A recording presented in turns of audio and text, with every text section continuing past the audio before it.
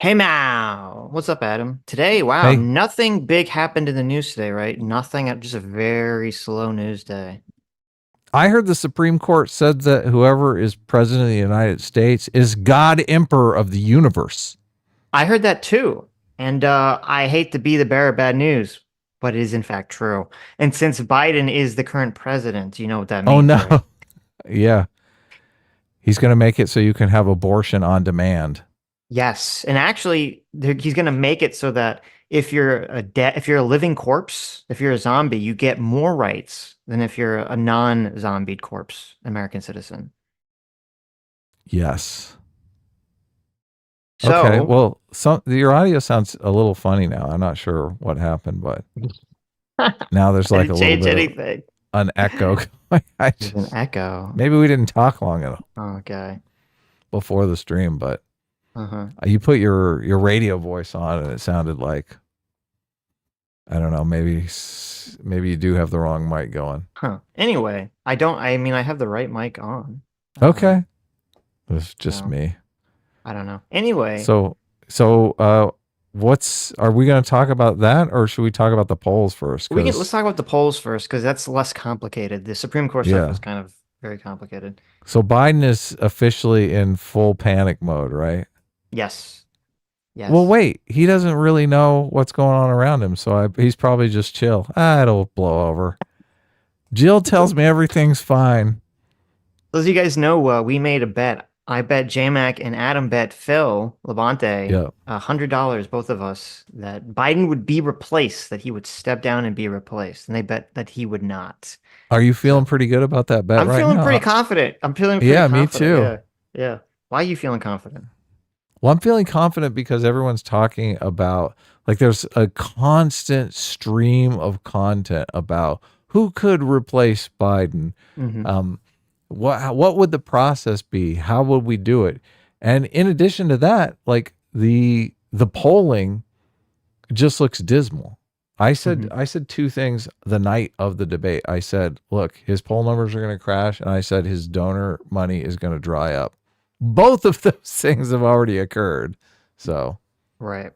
yeah, And well, it's interesting. So, like over the weekend, there was, Biden's family supposedly met at Camp David, or they didn't supposedly, but they met at Camp David and supposedly had this conversation about it. And they were saying, "Oh no, we're gonna stick it out. We're gonna keep fighting. We're gonna keep fighting." But then Bill O'Reilly came out. Bill O'Reilly, a name you haven't heard in forever, claiming. Now, obviously, this is an anonymous source, but he's claiming he has an anonymous source that that says that Biden is in fact going to drop out of the race. They're just trying to figure out like who exactly is going to pick up the mantle, and they don't really want to yeah. announce it until they can get all the pieces together. I think the offer that they have given, and let me just say how weird it is that it's like the family is the one advising on what he should do. Isn't Yeah, that isn't a that little like weird? asking your mom, like, Mom, what do you think of this painting I paint? Oh, son, it's beautiful. That is the most beautiful painting I've ever seen. Right? Uh-huh. It's You just don't like trust your mom to tell it's you, just like give you good stick advice on figures. Yeah, being president. exactly. Yeah. It's like the family. You are an amazing president, Dad. You should stay in this. Right. Hmm. So that is ridiculous on the face of it, but also just this the on the O'Reilly thing. I think the offer that was probably proffered and Biden likely accepted is if they can show a Democratic candidate that can beat Trump, he'll gladly step aside. And right now, I don't think the Democrats have it. I don't think they have a candidate that's polling, unless they have some internal polling, which they might. They might have internal polling from the night of the debate showing Gavin Newsom doing well against Trump, Hmm. but I'm not certain that they do. Well, there was a new poll. This was a CNN poll the other day. It's kind of interesting. It says, the poll finds Vice President Kamala Harris is within striking distance of Trump in a hypothetical matchup. 47% of registered voters support Trump, 45 Harris. Yeah, so she's still behind. Right, but it's within the margin of error. Yeah, yeah. So, Well, look, I think the deal is, and this would be tough. This would be a tough deal for Biden to turn down because the Democratic Party would come to Biden and say, listen, if we can show some Democrat is beating Trump and you are Hmm. not beating Trump in any of the polls, it's, I mean, you are going to be remembered as the death of the party for not stepping out of the way when this Democrat could have easily destroyed Trump, right? That's Right. going to be a tough that's going to be a tough deal to turn down. So if he says, "Look, if you can show me someone beating Trump in a poll and I can step out magnanimously and turn my electors over to this person, we got a deal." So now the Democratic Party is struggling to find that person, right? Hmm.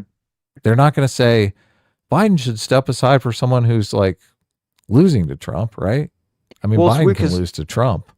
like even if Biden drops out, there like he could say like I'm gonna throw my support behind whomever, right? But he can't like dictate who gets the votes. It's still gonna be an open convention. Right. But he It's can obviously tell yeah, he he could tell. he can say, look, I'm yeah, I'm not sure about that. Like, can't he throw his delegates to other like he controls those delegates. No, I think my understanding of the ways it works is that like he has the authority, he has power in terms of that him or his team would be the people that choose the delegates, but he can't. But like they have to vote for him the first time. Excuse me. They have to vote for him on the first round of ballots, but then after that, they're released to do whatever they want. He can't like Okay. tell Whatever them they who to vote for, personally want or whatever Biden wants. whatever they personally want. Wow. Okay. All And so righty. we might have like a crazy DNC convention where it's just like chaos. You have like candidates and their teams running around trying to whip votes from everyone all over the convention, Right. which is Look, kind of I the way it want a used to free for be. all. Yeah. I want a free for all. I want it. I I mean, it'll desperately definitely be want more it. fun for us.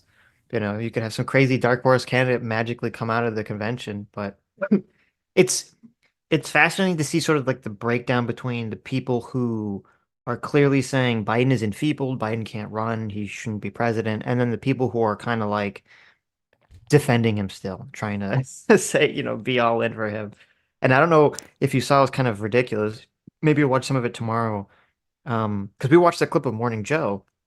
And Joe was like pretty strong against Biden, and Mika was pretty like trying to defend him. And apparently Joe Scarborough went on vacation. So it was just Mika now running the show. Oh my And God. and on Monday she went on like this like 15-minute long rant about how, defending Joe Biden, saying like the dumbest argument, which I've heard from some people on the left, which is like, oh, the people, like, why is everyone pushing to get rid of Biden? They should be pushing to get rid of Trump. He's the real baddie. He's the one she doesn't deserve to be president. And you're listening to this like, it's just so retarded. You're like, what are you talking about? We're not talking about deserves to be president. We're talking about capable of being president. Yes. It's just Yes. these conversations are weird. It's so much motivated reasoning on the Democratic side. Hmm. So It, let them it be is. weirdos. Let them motivated. Let them motivate their reasoning beyond all recognition of reasoning. Yeah, it is interesting, but we'll see. I'm still very confident that Biden's going to drop out. So we'll get Yeah, our look, I am. $100. I don't. The idea that it's going to be a free for all at the convention kind of seems absurd to me. I Hmm. mean, you've seen these compilations where everybody is basically parroting the same talking points. Hmm. Like if they can get the media on the same page for message discipline like that, it's hard for me to imagine that they're not going to have a good idea of how the convention is going to play out before anything begins. Well, Like these electors are like high level people in the Democratic Party. Well, I don't know, because like with the messaging, I mean, there's been pretty distinct messaging through various journalist outlets. Like they're not all on the same page. The New York Times came out and was like, Biden needs the GTFO, right? MSNBC is kind of a little bit more touch and go, vague. Some of them defending Biden, some of them soft, saying Biden should go. So it's kind of all, I'd say, in terms of the messaging regard, like about this, it's kind of all over the place. It's not really clear. The Well, DNC or the not Democratic not Party. not on this. I'm talking about other messaging on other topics. Like you see these compilations where Hmm. everybody's, Saying it's the same obvious thing, the right? Democratic Yes. Party is united on messaging for some Yes. particular topic, and every single person in the media is parroting those talking points, right? You've seen those compilations. Right now, we're kind of out there feeling for a new reality. So a lot of the messaging is all over the place on this particular topic. But what I'm saying is, once a deal comes down from Biden, Hmm. or Biden has accepted a deal, the Democratic National Committee has made an offer that Biden is on board with, and they find a candidate that is polling above Trump, and Hmm. everyone is like, okay, this is going to be our man. They're going to weed out detractors and make offers with them before the Right. I see what you're saying. convention I see what you're takes saying. place. Yeah. I see what you're So saying. Yeah. they've got a month and a half here to get everyone on the same page. We're not on the same page yet, but what I'm saying is once everyone is on the same page, it's Hmm. hard for me to imagine the convention is going to be a free for all. I mean, Well, look, mhm. they might run out of time and everyone might not be on the same page by Right. the convention. Right. And then, yes, it is very much going to be a free for all. But I think as just from a political perspective, there is a deal here that I think Biden would be a fool to refuse. And that's Would the deal that I laid out. So, right. Right. yeah. Well, I mean, obviously, we would prefer that things be chaotic at the convention just because it'd be more fun to cover.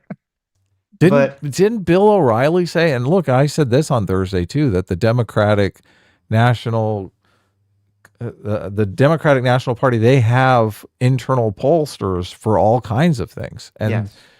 Bill O'Reilly was saying that they've already done internal polling, that there's no way Biden can recover from Right. this. Right. That's Like they've the lost yeah. enough support that it's a lost cause. Right. That's So the claim. Yeah. yeah. So Um. if they go to Biden with that polling and say you are going to lose to Trump, why would he want to do that? Well, Doesn't he regarding look like so much better if he bows out? I would to me obvious. Listen, this is why I said 4 years ago and said all through Biden's presidency he's not going to run again because it seemed like it was so obviously such a bad idea, and then he Yeah. said he's going to run again. So like we have Biden as a person and his wife and his team. They're obviously not thinking in the realms Reliable of like sources. Yeah. logic and intelligence, right? They're doing stupid shit probably based on Joe Biden's ego. His own massive ego is what's propelling him to keep running and to stay in this race. Because if he wasn't egotistical, he like this would be the most fucking obvious thing on the planet to say, okay, I don't literally have the physical mental capacity to be president anymore. I quote, save the country from Donald Trump the first time, and now I'm going to pass the baton to someone else. But that's not the way that he's behaving. That's not the way his staff is behaving. That's not the way his family's behaving. So it's hard to rule logic into the equation here. What if Biden does a January 6th? Oh my God. Like he's gonna try what like how so? He does the alternate slate of He's electors gonna and have the everything. alternate like that'd be hilarious. He says the election was stolen. Yeah, that'd be funny. I mean, they've said it before. It's funny because I mean, obviously they said that with Hillary Clinton, but it never really got any traction. Right, right. It might get traction now. These people are so delusional. Who It knows? it might. It's a good point. It might. It'll be interesting, and we'll talk about that in relation to the Supreme Court case from the other day. But They're jealous that Trump got traction off that and they didn't. That's what I don't that's what's think going so. on here, really. I don't think they're jealous of that. I don't think they're jealous of that. But no, this is why it's so important, like to avoid the chaos, what you're talking about, because you're completely correct. This is why it's so important for them to try to get Biden to drop out, even if he's not going to say publicly, privately, behind the scenes early, so that they can get all their ducks in a row to do this plan.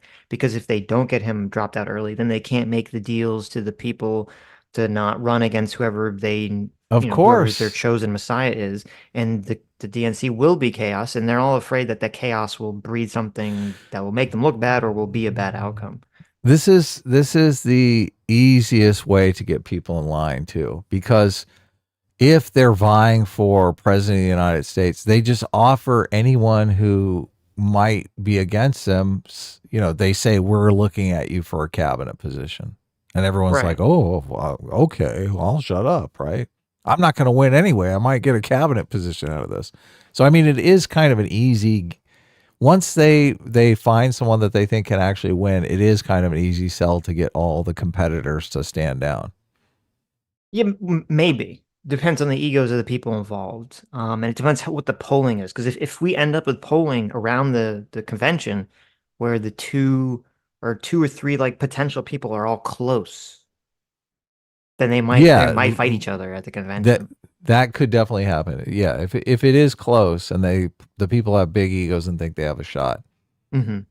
I you mean, can't just offer them Secretary of State and get them to step. right. I mean, you offer them Secretary of State. Like it's interesting too because those offers are directly proportional to how well those people think they could do. Right? There's like Yes. Secretary of State, which is the big one.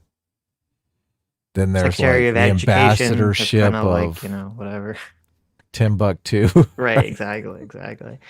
No, like, and regarding what you were saying earlier about everyone being on message, like, yeah, if they can get Biden to drop out or announce he's dropping out, and if they can all coalesce around someone like probably Kamala Harris, which I think is unfortunate for the Democrats, but probably Kamala Harris, um, and her polling is way ahead of like Newsom and everyone else's, then yeah, and the press sees her as like the viable option, then they will all go around her. But if it's close, if it's like Harris Newsom and the polling is like very close to themselves, I think you're going to see a lot of like different papers going in a lot of different directions, and there could be a lot of infighting, and it's not clear whether it will really harm or hurt the presumptive nominee at that point. If it's Harris, there's no way Trump doesn't pick a female VP. It's just there is absolutely no way. Mm. It's just oh man, it's such a weird situation. Kamala Harris is going to be the first female president of the United States. I actually think the fact that it would be the first female president works against Kamala Harris because I think a lot of women don't like Kamala Harris and they don't want, the history to read I think you're completely correct. Yeah, I agree first female 100%. Yeah. president, Kamala Harris. It, They're like, that that what? is that is the interesting situation. Yeah, if there was another female president, she would be in a better shot because she's She just not would. likable. Yeah, that's what Yeah, I'm the saying, man. second, she could be the second female Michelle president. Obama needs to swoop in there. So Michelle Obama and Michelle be like, Obama. boom, got I this. mean, that is a little like the simulation winking at us, right? Obama is the first black president, Michelle and Obama's the first Michelle female Obama is the first president. female Exactly. president. Right. Please, That'd be pretty funny. That'd be pretty that's amazing. that is that's just too nuts. Did you see there was a really funny like SNL sketch? Shocking to say those words in a sentence. A funny SNL sketch, I which it know was like, now. I What? know. It was like a horror movie, and it was the people going like, "Oh my God, who's gonna replace Biden at the convention?" And it's like, everyone's like, "Oh my God, Pete Buttigieg." At the end is like a person who's like convulsing in a corner, and they turn around, and they're like, "How about Hillary Clinton?" Everyone screams. Oh, I was like, yeah, I yeah. mean, I don't think there's any shot of Hillary trying to push her. I mean, she might try to. I don't envision her getting any traction at this I'm point, but sure Hillary is actually getting phone calls though from oh, delusional I'm sure she people who is. are I'm sure telling she is. her Yeah. this is your time to get in the race. And Hillary's thinking about it right now, which is, I mean, that's the kind of strange world we live in. But I don't think she's gonna. I mean, this would be amazing, right? This would be the dream. You have Biden keep saying he's gonna stick to it until like 2 weeks before the convention. He finally announces that he's out. But he doesn't really support anyone. There's not a clear front runner. So we go into the convention with Harris, Newsom, Whitmer. I forget. There's some other people that are all going to fight each other.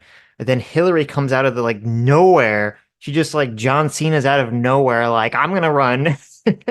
Then you have Michelle Obama out of nowhere. It's like I'm gonna run too. It's just the convention is absolute chaos between like this like fucking ridiculous celebrity slam tag team fest of like who's gonna become the president, the presidential nominee for the Democratic Party.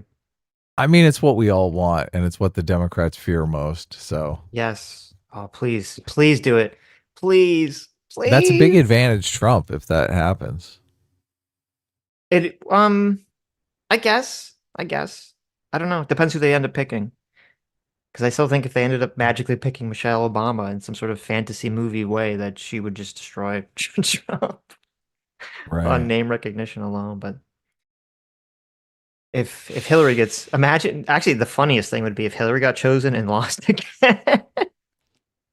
Like just in terms of like sheer comedy, that would actually probably be the funniest outcome. I mean, it'd be normal. It's impossible. Okay. So the big poll everyone is talking about is how I think Biden, he was like around 35% of people said he should run Hmm. for a second term, and that dropped down to 27%. So it was a kind of Ooh. a huge swing. Ooh, Did you yeah. see that I poll? did see that poll, yeah. Yeah. It's over. So, and then that's like Democrats. It's not Hmm. even like open, it's Democrats, Right. that's what's scary. It's like, what? Oh, ouch. Yeah. So everything points to Adam and Sitch winning. Um, Me winning $100 from Phil Labonte and you winning $100 from JMax. So Yep. Believe it. yeah, which I mean, it's just going to come out of our super chats anyway. So That's it's true. all fun. It's all the same. Christopher Ball for $10. Thank you so much. Says, have you guys made a video or have a live stream specifically giving a breakdown of the fake elector scheme?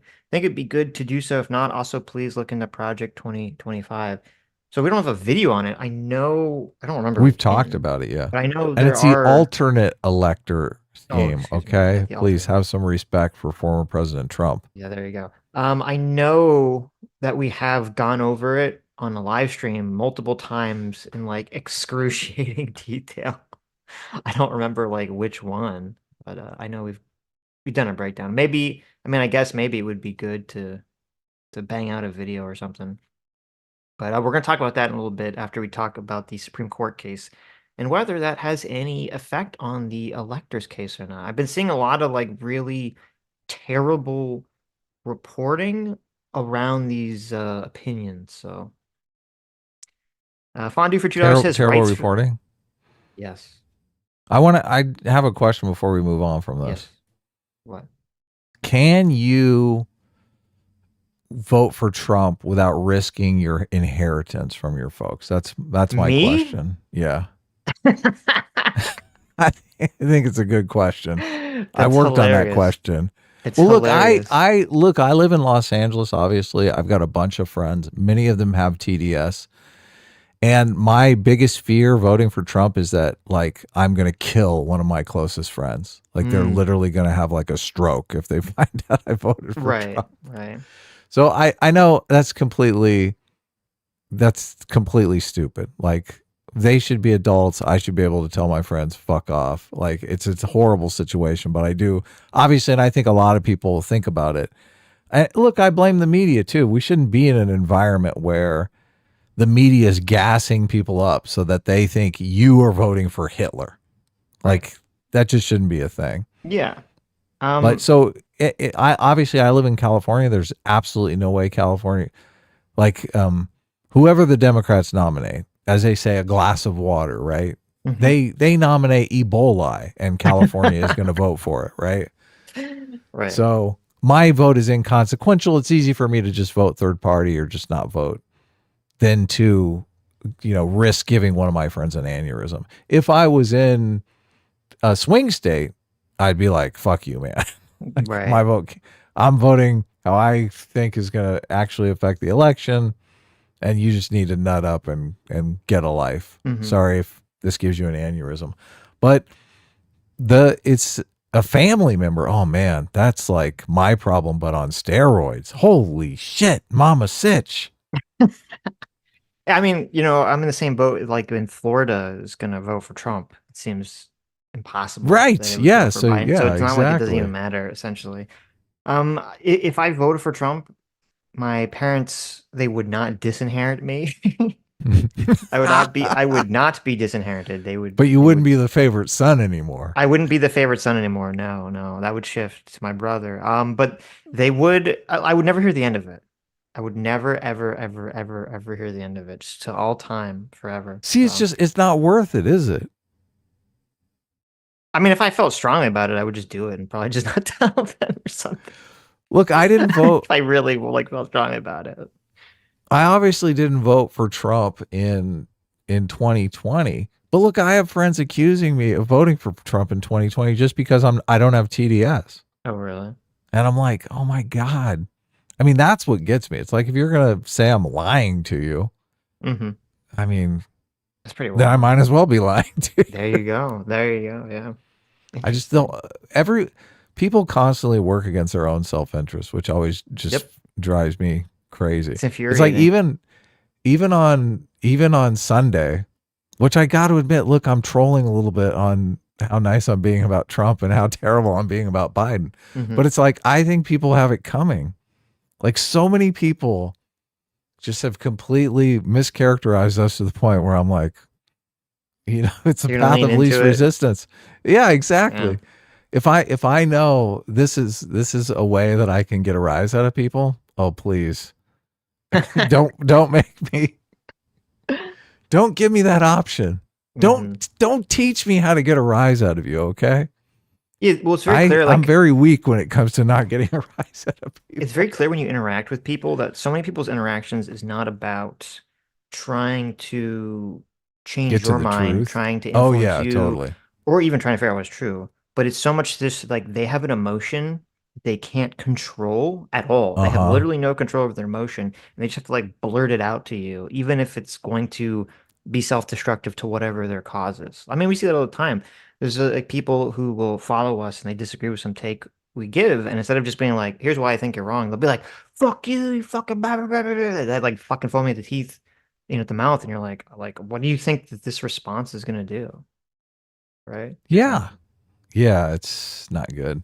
no, It is hilarious though, obviously. of And course, yeah, it's fun. It's a it lot is of fun. fun. Look, one of the journeys that I have been on in just us live streaming and doing YouTube together is me trying to control my emotions more. Obviously, I mean, Hmm. I think I am getting reasonably better at it. So I That's mean, good. doing one of these regular shows, you got to look at ways that you can. Well, even if you don't do a show, you should always be looking for ways that you can improve yourself. Right? Self Right. improvement is something we should all strive to do. So but yeah, I agree with what you're saying 100%. People let their emotions get the better of them, and you should work on not letting that be the case. Yes. Hmm.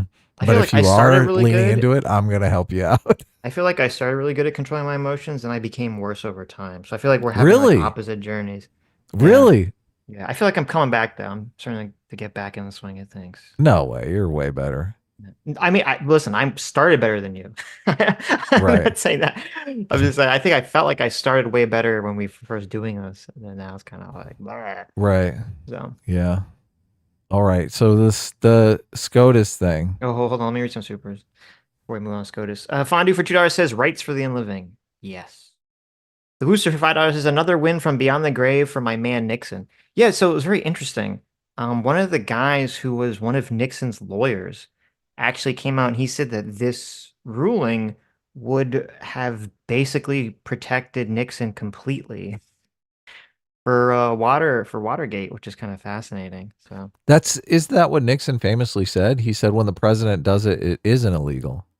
That's what it is Nixon not said. illegal. Yeah. Yeah, he said something to that effect. Yeah, yeah. Yeah. So. And we'll get into that because it's very complicated.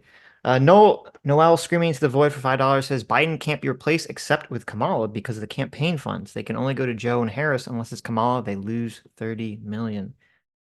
I've heard Wow. this. Okay. I've heard this, but my understanding was, I could be wrong. My understanding was that if Joe drops out for any reason, the money automatically goes to the DNC, and the DNC can Okay. appropriate it. Because we looked into That's what I this. thought. Yeah. Yeah. So I'm not sure what the information is that you're referring to that has to go to Kamala. If a politician has campaign coffers and he loses his reelection bid, that money goes to his party. He can't just take that money home and spend it however he likes. Right. Well, we'll see. Here's an NBC News article. What would happen if Biden's campaign cash if he drops out? That's up to Kamala Harris. Some campaign finance experts say Harris could use the tens of millions of dollars on Biden's campaign account if she became Democratic nominee. Let's see. If President Joe Biden decides to step aside in 2024, Vice President Kamala Harris would be in line to get first dibs on the tens of millions of dollars in the war chest. Okay. But why? Biden's campaign manager said during the call that in the event of the president dropping out, which he emphasized he had no intention of doing. You like that? If I Har dropped out, which I'm not going right. to. Harris would then control most of the money in their campaign account, which amounted to Wow. $91 million. This appears to be correct according to some campaign finance experts, but likely only if she then became the Democrats' presidential nominee. This has this unique twist to it with Harris still being part of the campaign and being considered part of the campaign from the get-go. Oh, okay. So maybe, oh, okay. So I understand. This is why, so like, so we're both right. So basically what happens if you gave your money to someone, like if Joe Biden said he's running for president again and there's no VP pick and then he drops out, the money goes to the DNC. But they're saying because Biden ran with Harris on the ticket already as the VP, if he drops out, then it automatically would go to her, or she would at least have control, presumptive control of the money if she decides to, if she gets selected to be the nominee or is going to run. Okay. So, okay. So, I mean, that definitely would be a sticking point for Harris. And then the question would be if they want to choose someone other than Harris, would she be, I guess here's the question though. I would wonder if like if the convention happens, Harris doesn't get chosen, does she still retain that $91 million or does it have to be given up to the other person at that point? I don't know. That's interesting. I get there'll be all sorts of crazy legal battles that occur after that. Jacob Yeah. Lloyd for $20 says, Go with the ahead. SCOTUS ruling, I'm wondering how this will change Reagan's involvement in the Contra scandal. Ollie North took the fall, but if Reagan was operating the role of president, would that clear Reagan of wrongdoing? That is an excellent question, Well, actually. they set it up so it's not retroactive, though. They said this is going forward, and they're not gonna. Well, of course, yeah, it doesn't, I mean, it Yeah. doesn't matter retroactively because Reagan's dead, but Yeah. But obviously, I think yeah. they obviously if they included language like that, they suspected this would change a lot of past rulings. Hmm. Anonymous Cow for $5 says factions within Democratic operatives sound like the best explanation for why Biden would stay in or out. Job security and legacy makes the most sense. I mean, that's always a big. Also, it's interesting because that always seems to me to be like one of the big plays here is what you're saying is people want to keep their jobs intact, but like all of the reporting, and like all the reporting could be wrong, but all the reporting just keeps saying that it's really Joe Biden and his family's decision, that they are like the people actually making this decision, not anyone around him. So it could just literally be Joe's ego. Tommy Simonson for 50 Donkey Kong dollars. Thank you so much. His black Democrat delegates threatened to blow up the party if Kamala Harris is replaced by a white man. That is a problem. That is a problem. I think most of them would end up falling in line. I think a lot of them are threatening because they maybe want it. But if Kamala is polling bad and a white man like Newsom or someone else is polling good, I think the fear of Trump would scare them straight, so to speak, and that they would, drop the threats. That'd be my guess. God, I can't wait to see the polls for Kamala with women. Yeah. Just the idea that women are going to vote for another woman just because she is a woman is Hmm. just laughable to me. I mean, people are more likely to vote for someone that's the same race as them based on that than the same sex. Hmm. I don't, yeah. I, We'll I see. just, I think it doesn't make a difference. Obviously, there are hardcore feminists that are like, oh, any opportunity to Of vote for a course. woman, I'm going to do it. But the idea that I think what, like 80, 90% of black voters voted for Obama. Hmm. That's just never going to happen with a woman candidate. No. No. Yeah. Yeah. Ariat Cafton for $10. Thank you. Says, hey guys, your videos keep me sane at my night job. Thanks for that. Also, I'm listening right now while building a new shelf for my manga. Thanks for the free will. SA team class, best class. Well, well, Yes. you're welcome. And Sweet. also, good on you for building a shelf for your manga. Sorry, Building your a shelf manga. is good, honest work. Hope it's Don't want to nice. get don't want to get the Sammy's mad in the chat. Oh yeah. Tifa. Libertarian Sasquatch for $5 says, I just feel like this is damned if you do, damned if you don't for the DNC. Biden can't win, but a new nominee has no name recognition with normies. Yeah, I mean, that's why I said, somewhat jokingly, but somewhat seriously, that's why the bizarre situation where Michelle Obama would actually be like the best choice is because you're right. The name recognition is going to be a big problem. But Yeah. I think you have to replace Biden for two reasons. One, just because it's like for the moral Credibility. reason, right? He's just Yeah. not physically, mentally capable of being the president, and that's just morally reprehensible. Then number two, I do think he's no chance of him winning at all. So Yeah, it's hard to wag your finger at the Republicans about how immoral they are after you do something like this, right? yes, exactly, exactly. Gene the Penguin for $5 says Sitch wearing the quote "I voted for Orange Man's t-shirt to Thanksgiving dinner," followed by Adam being hunted through the streets of California as a heretic. I mean, that's about the size of it, I right? Yeah. just it's uh I feel bad for my friends with TDS because I do think a lot of it's just driven by the media. They watch Hmm. MSNBC, and if you watch MSNBC for like an hour, first of all, I think they could call you legally insane. Like if you're believing any of that shit. But it gives you this idea that America is overrun with racists and they're all in the Republican Party. Hmm. Yeah.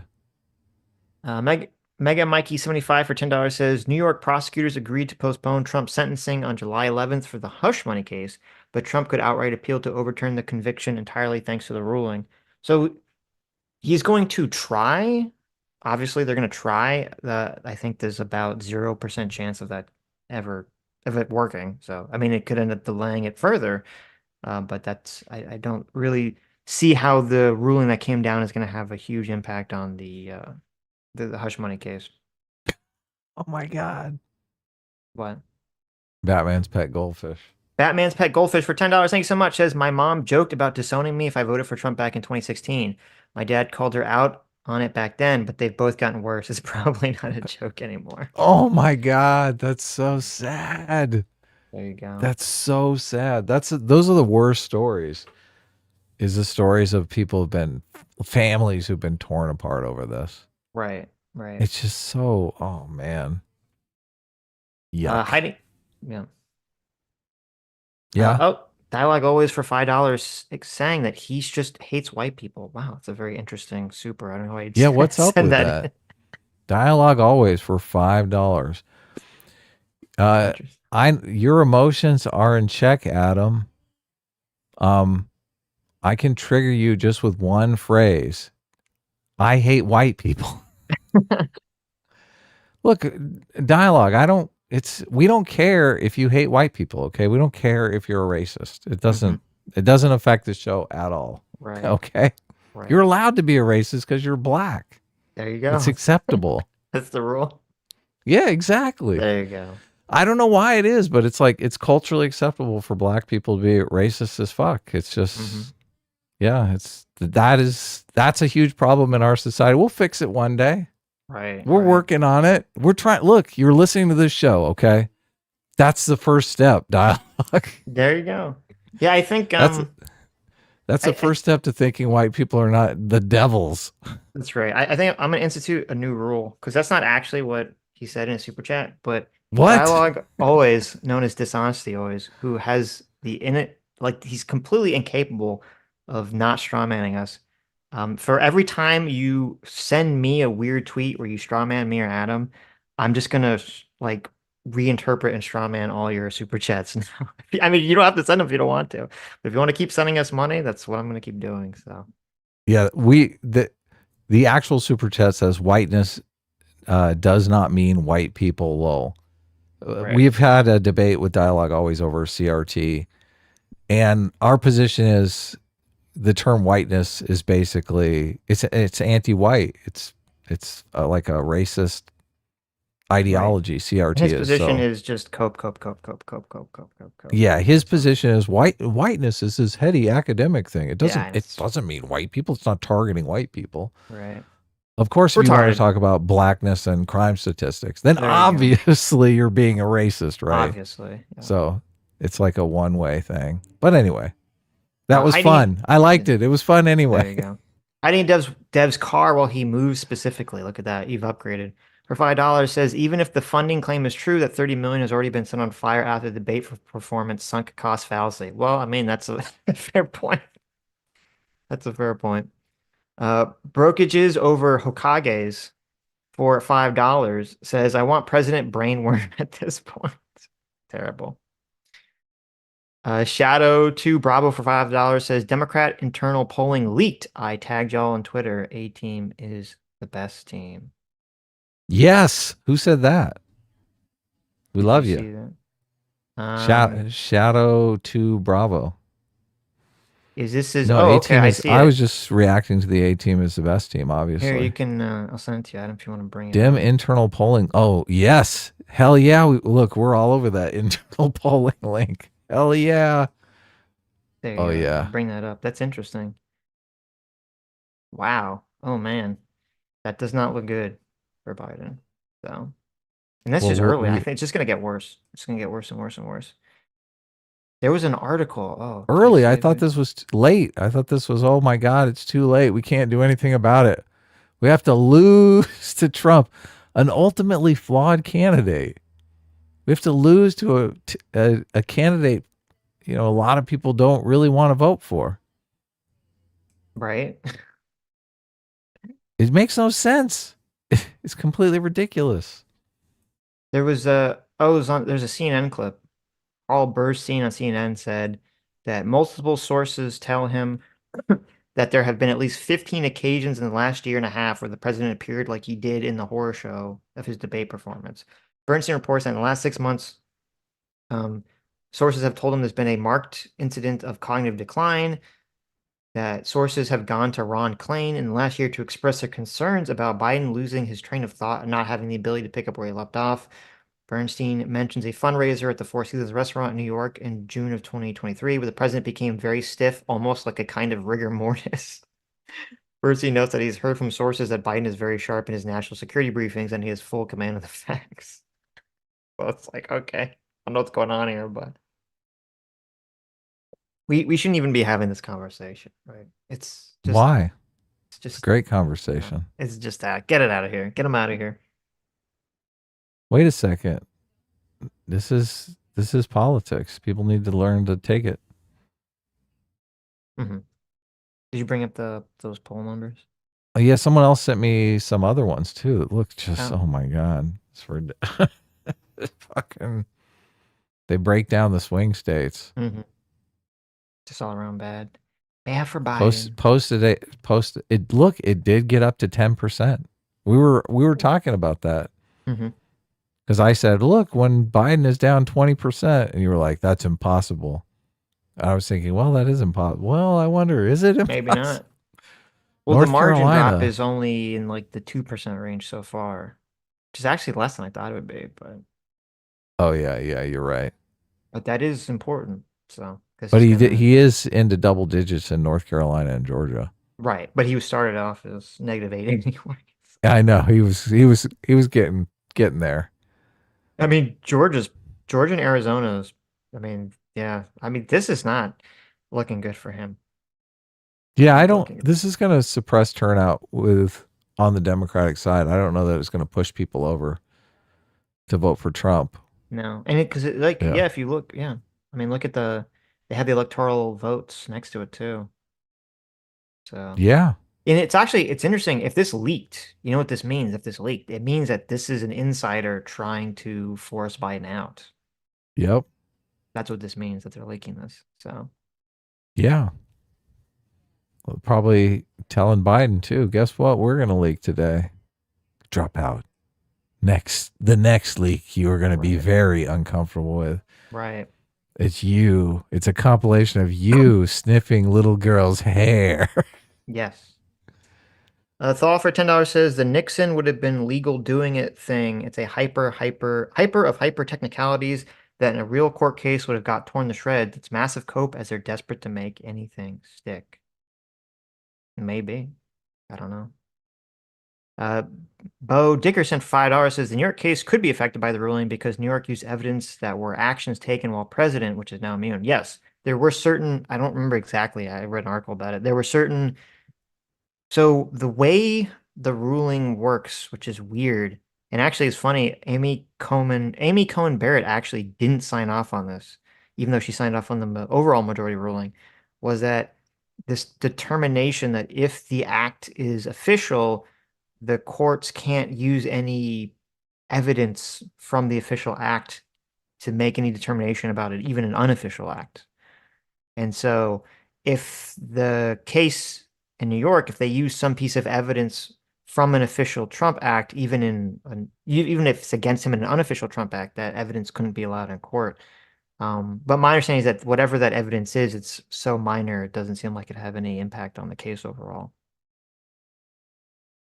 Hiding in Dev's cars while he moves specifically for $10 says, I do like that the current political climate continues to prove the eternal relevance of traditional children's stories. The Emperor's New Clothes and The Boy Who Cried Wolf are obvious examples. True, and there's a reason. Let me put on my Jordan Peterson hat. There's a reason that those stories are timeless. They tell us important things about society, okay? Even now, even right now, the Emperor has no clothes. Biden went on stage during the debate. He was completely naked. We saw his old man Ding Dong just flopping around in the breeze, and people were like, "What are you doing?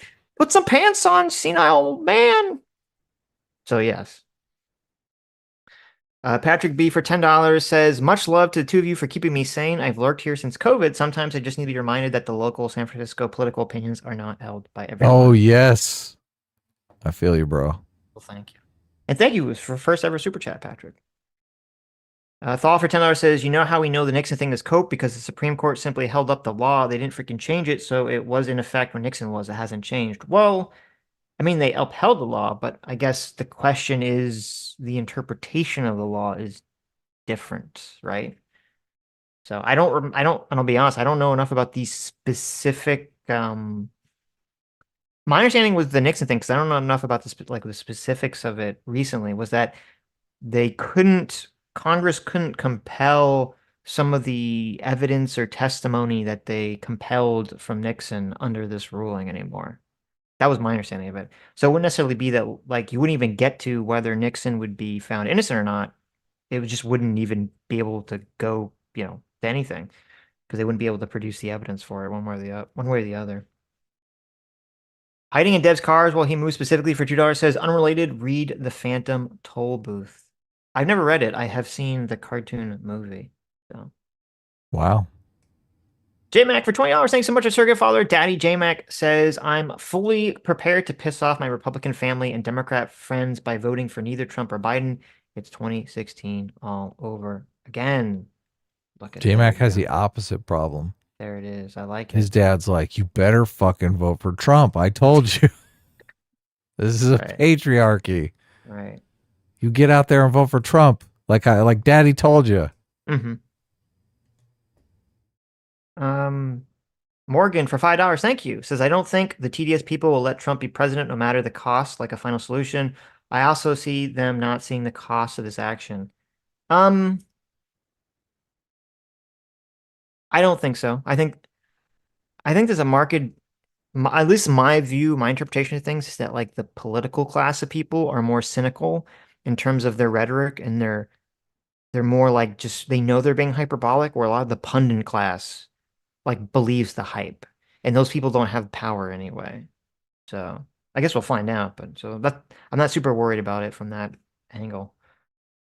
A lot of people do think that there was a cheating cabal in the last election that are going to cheat 10 times harder in this election and Hmm. deny Trump the presidency. Right. Yeah. Okay. I mean, they're going to cheat in the same way that they cheated in the last election where they did their best to bury stories and gaslight the public. I don't think there's any evidence that there was ballot stuffing going on or anything like that. Right. Gay Ben for $5. Look at that. Says you two constantly call dialogue always out of his name while he never calls you names. Does being a cultural supremacist breed this rude smugness? Yes. Is that Jonathan us Rosler being for rude? 20. I never call dialogue always dishonesty always. Well, look, never say never. Someone will pull a There it clip is. up, There but it is. I try not to do the name calling thing, and I do think dishonesty always is. But I mean, I don't. Fuck him. Dishonesty always. Hey, listen, if he doesn't want to be called dishonesty always, he can just stop being dishonest. Always. I'm not sure it's dishonesty though. I think it's just It's brain rot. It doesn't yeah, matter at this brain point. rot. Yeah, Yeah, it's brain rot. exactly. Yeah. Jonathan Rosler for 22 months says, guys, we need to get down to the serious question here. Was the Elden Ring DLC too hard, or do gamers just need to get good? Well, I haven't played Elden Ring, but I'm in favor of games being hard, so I say get good, scrubs. Really? Wow. Thaw for $20. Thanks so much. Says check your Twitter messages, boys. I linked you the government link from Congress for it. So yeah, I saw you sent me this link on Article 2, Section 3 on presidential immunity for suits and official conduct. Obviously, I can't read the whole thing right now, but I'll look into it. Dwight Baldwin for $5 says, "Bring Destiny back on to discuss the election." Oh Jesus, Yeah, I know. Look, why? It's like I'd rather go to the dentist. I just it's Destiny is a rhetorical master, and I just think he misrepresents us in ways that are detrimental to our health. So, Right. J-Mac, our Circuit Fire, thanks so much for the $10. Says, no, it's the woman in my family, Adam. Do you not see my grandma's picture with the Trump floaty? oh Oh, of course. really? It's always the Wow. women. Listen, those women, man, you can't trust them. They're the ones that want you to vote for Trump. Yep. Lad Gadfly for $5 says, unrelated, but would you do a Let's Play on your media channel? Because Disco Elysium would be perfect game for you guys. I mean, we totally would. Isn't Yeah, Disco sure. Elysium like a commie game? That's what I heard. I We heard would it's a unlist commie it. game. So, We I actually, would play it and unlist it, but we'd do it. there you Sure. go. I actually played last night actually. I played a little bit of what's it called? Kill the Princess? Kill the Princess. Slay the Princess. That game is pretty fucking cool. It's like a like bizarre visual novel where you are just a guy and there's like a narrator telling you to murder a princess who's chained in a basement. And it's like you just basically have to make a bunch of decisions and it becomes like an existential horror game. So, because if you don't kill the princess, reality will be destroyed and you have to try to make a decision based around like limited information. It's very cool. Would Sounds recommend. horrible. I would recommend if you like existential horror and like those kind of choice-based games. Filthy Casual, maybe we'll make Adam play it. Filthy Casual for $2 says, Adam, what's your opinion of Palmdale, California? I've never really hung out in Palmdale, California, so I don't really have an opinion. So Okay. I remember Palmdale from that old Sublime song where he shouts out Palmdale, California, but Wow. I don't know. Dr. I'll Dealer for defer $2 to says, Sublime. Dr. Dealer for $2 says, crazy how the SCOTUS just announced that it's legal to round up and shoot Democrats right after they ruled Trump is literally an agent of the divine who deserves to win. True. That is weird that they did that. I mean, I guess it's par for the course, right? Well, where's Oh, that from? that was in the Streamlabs. Oh, Okay. Okay, let's talk about the Supreme Court stuff. I sent you a little chart, Adam. You can bring it up. It's a chart I see a is bunch of that the flow people. chart that That's you the flow want? chart, yeah. Well, here we go. Saw Flow it Ben up. Shapiro and What's some all other this people about? using the flow. Okay, so I'm gonna just be real with you guys here. All right, there's a good chance that I'm gonna get some of this wrong. Finally, you're This is kind finally of going to be real with us. It's obnoxiously about time. complicated thing. So my thoughts on this Supreme Court ruling is that it is a terrible ruling, not necessarily for the substance of it, but just because it's so unclear. No one can agree on what the fuck this ruling means for the future. Oh, that is Everyone's just horrible. arguing about it. The whole point of rulings is to clarify things, not make things Yes. more unclear. Yes, exactly. And I know how much you like clarity, Adam. Okay. I do. Look, Yes. It is it's very important. this ruling is Got to not dumb it very down. clear. Yeah. So so the and also I saw it was really weird. I saw people wildly misinterpreting, even though it is unclear, people wildly misinterpreting this case. This is my understanding of the case. This ruling, so if you don't know, if you haven't been paying attention, okay. Yeah, Basically, there was lay a out the basic ruling. Yeah. okay. So Trump obviously is, he's going through a bunch of cases right now, and one of them is the January 6th case. And so Trump Alternate is elector scheme. right. Well, and also that's a different one, but yes, and also the electors case and the documents case. And so he's claiming that as president, he has broad immunity for all of his actions This from isn't criminal about the prosecution. electors. What is the crux of this case? It's multiple. It's the electors case. It's the January 6th inciting a riot, or not inciting a riot, the defrauding the public case. What is And this is Trump versus United States. So what is the crux of this particular case that the Supreme Court heard? the Jack Smith case is saying that Donald Trump knowingly lied about losing the election Right. and that he Okay. was defrauding the voters when he was claiming that he won the election. Right. Okay. Gotcha. But also, I believe one of the other charges, or I think related to it, is they do bring up in the case trying to pressure Pence to do the electors thing. Yeah, I was gonna say, like, is it illegal to lie to the American people? No, but they're saying it's fraud. Right. Yeah. So it's a fraud case. It's there, yeah, yeah. Okay. So anyway, um, and then also but this relates to all of the cases that he's being charged with. Okay. So Right. Trump is saying that he has broad immunity. This is like how, when you're any sort of government agent, you have certain levels of immunity for your actions. So, like a police officer has the right, as long as he's acting within his authority, has the right to detain someone, where you, a private citizen, don't usually have the right to just like attack someone and like, lock them up and put handcuffs on them and do all that stuff.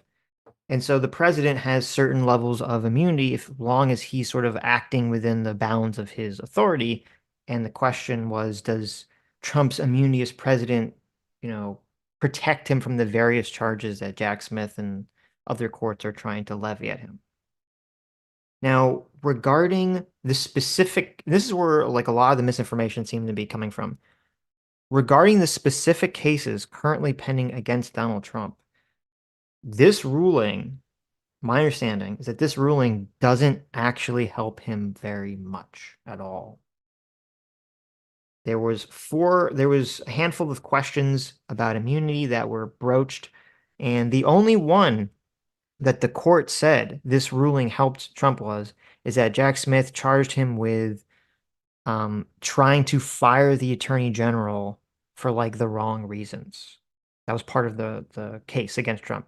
So one of the accusations was that Trump was trying to fire the attorney general if the attorney general would not pursue quote fake election charges, or would not like go out in the public. We talked about this when it happened. Would not like sign the letter that said that the attorney general's office had information that there had been widespread election fraud, when in fact there was no information for that, and That that is he straight up fraud right there. right, when there's zero information of that, and that he was threatening to fire the attorney general, or I guess technically somewhat did fire the attorney general and then And then unfired him. rehired him on the phone. Yeah, right. Well, yeah. If he didn't send out that email or that letter, which happened, and that was part of the charges, and the Supreme Court said that Trump would be immune from anything related to that specifically.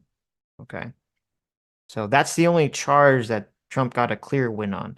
The other charges were regarding the pressuring of Mike Pence. The Supreme Court said the lower courts are going to have to decide that, whether that's an official act that Trump gets immunity from or whether he doesn't have immunity from it. So Trump doesn't get a clear win on that, and the district court, which seems to be pretty anti-Trump, is probably going to rule against him there, so he's going to lose that one. And then most of the other charges involve Trump interacting with private citizens or interacting with state officials. And the Supreme Court also said that he doesn't have instant immunity from that. And the lower courts are going to have to make a decision on that too. And lower courts in the district that is charging Trump with these things doesn't like Trump. So he's probably going to lose all those cases too. So all this really did was push back Trump's cases. It's going to make them, have more and more and more time before these things can get solved. So obviously, most of them, if not all of them, will not be resolved or go to trial before the election. So that's the only way it really helped Trump in that regard. Now, so is that clear, Adam? Before I move on? Yeah. Okay. So Yeah. the Well, I big was thinking just question, the basic. right? Trump the is being accused of this, and if this Supreme Court makes it okay for him to do that. But the so question this is over official conduct or right. unofficial conduct. So to summarize, over the things that he's being accused of doing regarding the January 6th stuff, the court has said the lower courts are basically going to have to decide 99% of these issues, right? Right. Or the majority of Yes. these issues. They only gave him broad immunity themselves on this one issue of trying to pressure fire the attorney general. Okay. Now, the real Because issue, that's official conduct. yes. Right. Now, the logic for that and why that is sort of why people are kind of have their hair on fire about this. So the Supreme Court essentially created or talked about there being three tiers of power that the president has. The first was so the president has a power that's either given to him by the Constitution directly. The Constitution says we invest the president with this power, or Congress can pass a law that invests the president with some amount of power. Okay. The Supreme Court seemed to be saying that if the Constitution has vested the president with some power, that he's 100% completely immune in his office when he's engaged in anything related to that power. Right. So this includes the ability to pardon, the ability to fire people from the executive branch, the power to recognize country, commanding the armed force of the United States, appointing public ministers and consuls and justices of the courts, making treaties, appointing ambassadors, meeting foreign leaders, overseeing international diplomacy and intelligence gathering, managing matters related to terrorism, trade, and immigration. So the Supreme Court's saying that under that bucket, the president has like unilateral authority to do whatever the fuck he wants, essentially. Right. So Then can't he just say that he thought Pence was a terrorist? I don't I know. mean, why not, I right? I thought Pence was a terrorist. That's why I was trying to get pressure him to overturn the votes. Oh, I guess that doesn't necessarily. I was thinking in terms of like the hang Mike Pence, get him out of the Oh, way. gotcha. Okay.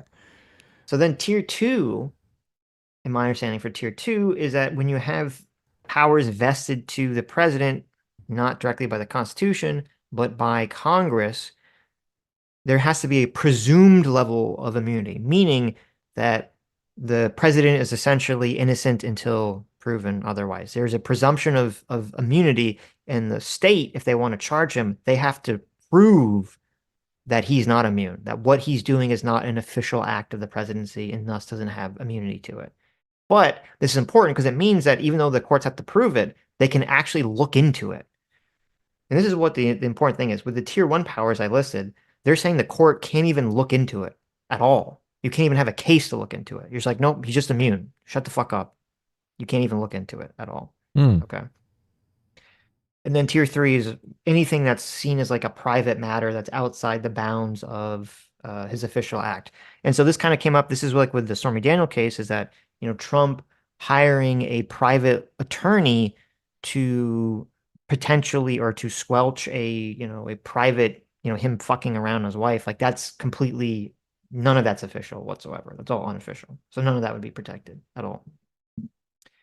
But the big issue that people are having right now, the head on fire moment, is that people are having with this tier one list, this list of like core constitutional authorities.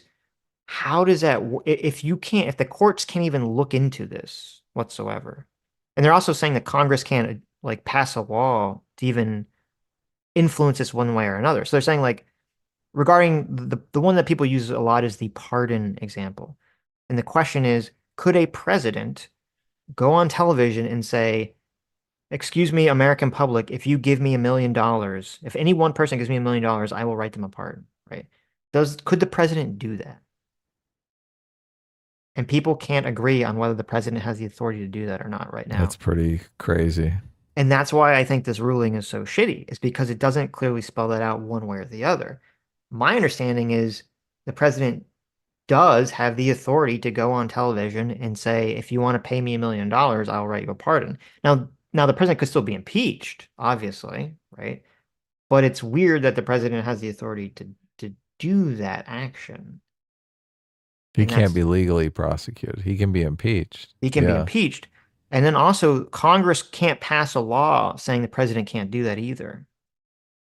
They'd have to amend the Constitution to change something of that magnitude.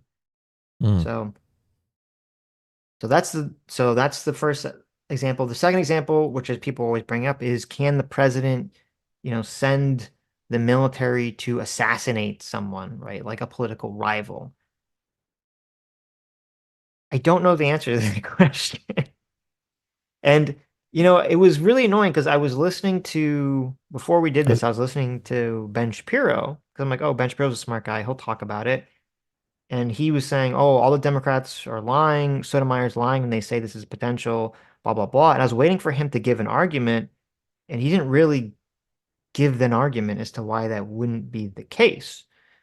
Because my understanding of the problem is from reading, and I've read some of the opinion, I read the whole thing, but reading some of the opinion is that the court is essentially saying that if something is determined to be a tier one power, something that's a constitutionally granted power to the president, that you can't even like investigate. You can't, they specifically say you can't look into the motive of the president when making a determination about whether something is an official action or not.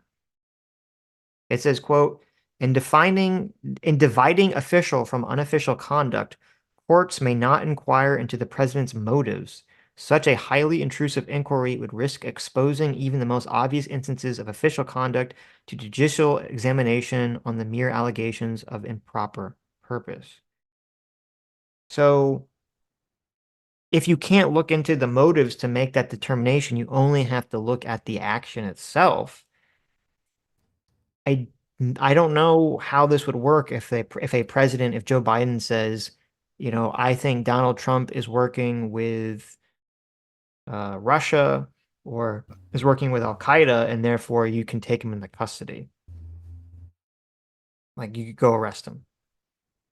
I think a president could do that completely. I don't see how they couldn't not do that under this ruling. And the kind of interesting thing about this ruling to me is that this ruling basically lays out everything that the Republicans have been afraid Joe Biden is doing or would do. So the Republicans have been laying out this idea that Joe Biden has directed the Attorney General's office to go after Donald Trump to engage in lawfare. And this ruling specifically says that that's all allowed, that a president can go direct the Attorney General's office to go after people. And that seems kind of insane to me. And he has complete immunity to that because it's constitutional. What's the line because of reasoning there? yes, because it's within the president's purview of power, the executive branch, just clearly in the Constitution to do that. And What's the so Constitution say? I don't know, you have to bring it up. Oh, okay. But um but that's what the ruling said. It said that the president has unilateral authority over the Department of Justice investigations, both in telling them who to go after and stopping them. So that's why it's kind of weird to me that I saw a lot of people on the right celebrating this, because essentially this means that even if their worst fears were realized, which I don't think there's sufficient evidence to, but even if their worst fears were realized, Joe Biden could go on television and he could say, yes, I sent the attorney general to go after Trump, to, just drag him through the mud, try to get him arrested. I sent the FBI to go to Mar-a-Lago, blah, blah, blah, blah, blah. That would all be totally legal, and Joe Biden would have complete immunity under this ruling to do all those actions 100%. And when Joe Biden's out of office, he can't be prosecuted for any of that. This is another thing that's kind of interesting too, is that, we talked about there's a fear of will Joe Biden try to go after people. Under this ruling, he won't really be able to go after any of the presidents. He won't be able to go after Obama or Biden at all because they'll have complete immunity for anything that they're accused of doing. Right. Under like investigating Donald Trump or something to that effect. But Trump will have more power to go after Biden. Yeah, he will. Like he could completely direct the Attorney General's office and openly to go after Biden, which I don't like. I don't think the president should be able to do that, but according to this ruling, the president can do that. So All right, happy times. But this is part of why I think this ruling is so shitty is because so in the dissent for this ruling, you had the dissent kind of going on about like, oh my God, there's like this is going to allow, the bribe pardon bribe scheme. This is going to allow the president to send the military after his opponents and blah blah blah blah blah.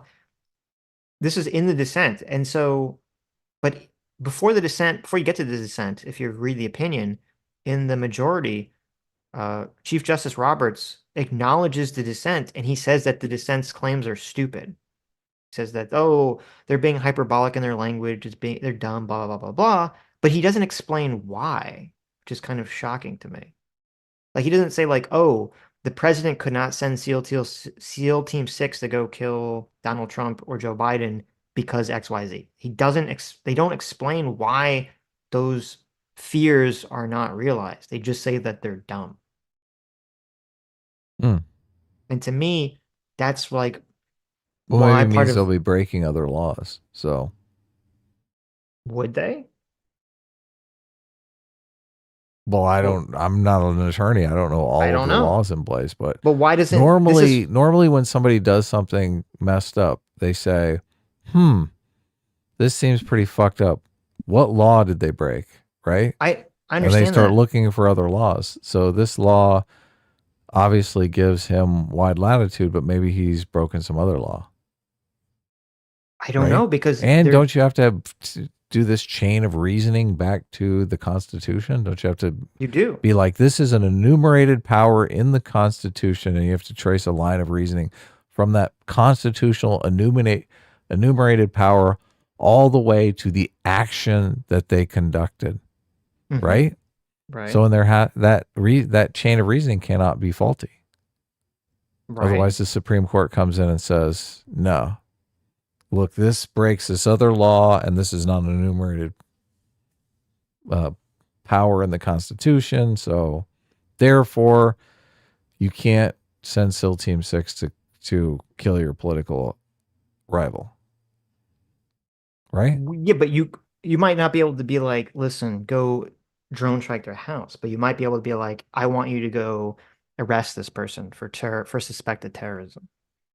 Right. But isn't like that would violate other parts of the Constitution?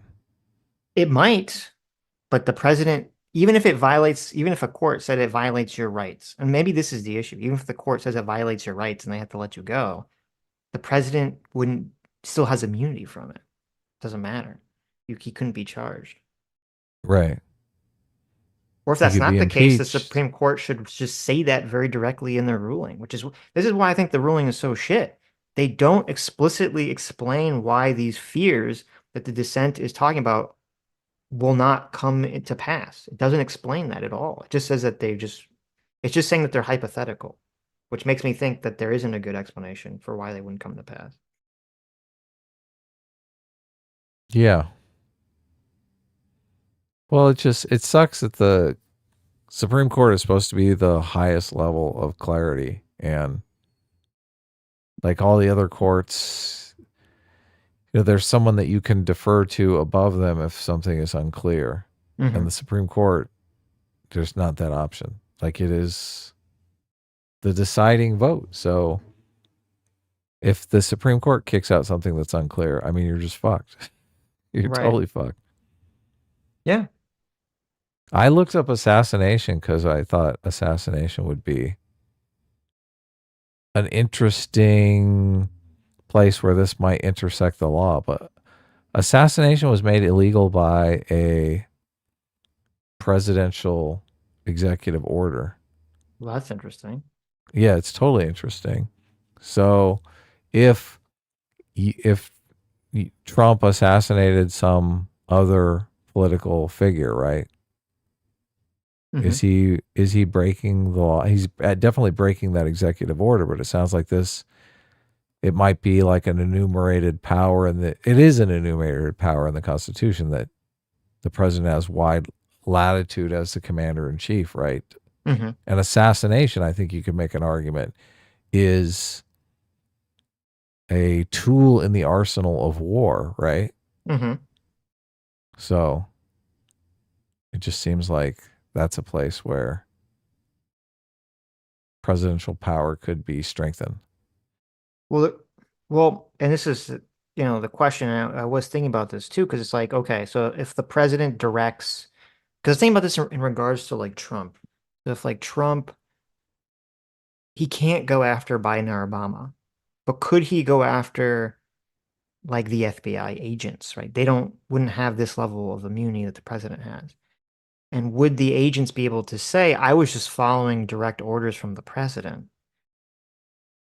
If the president has immunity for those actions, does that immunity then flow to them if they're just following the direct orders? And I don't know the answer to that question.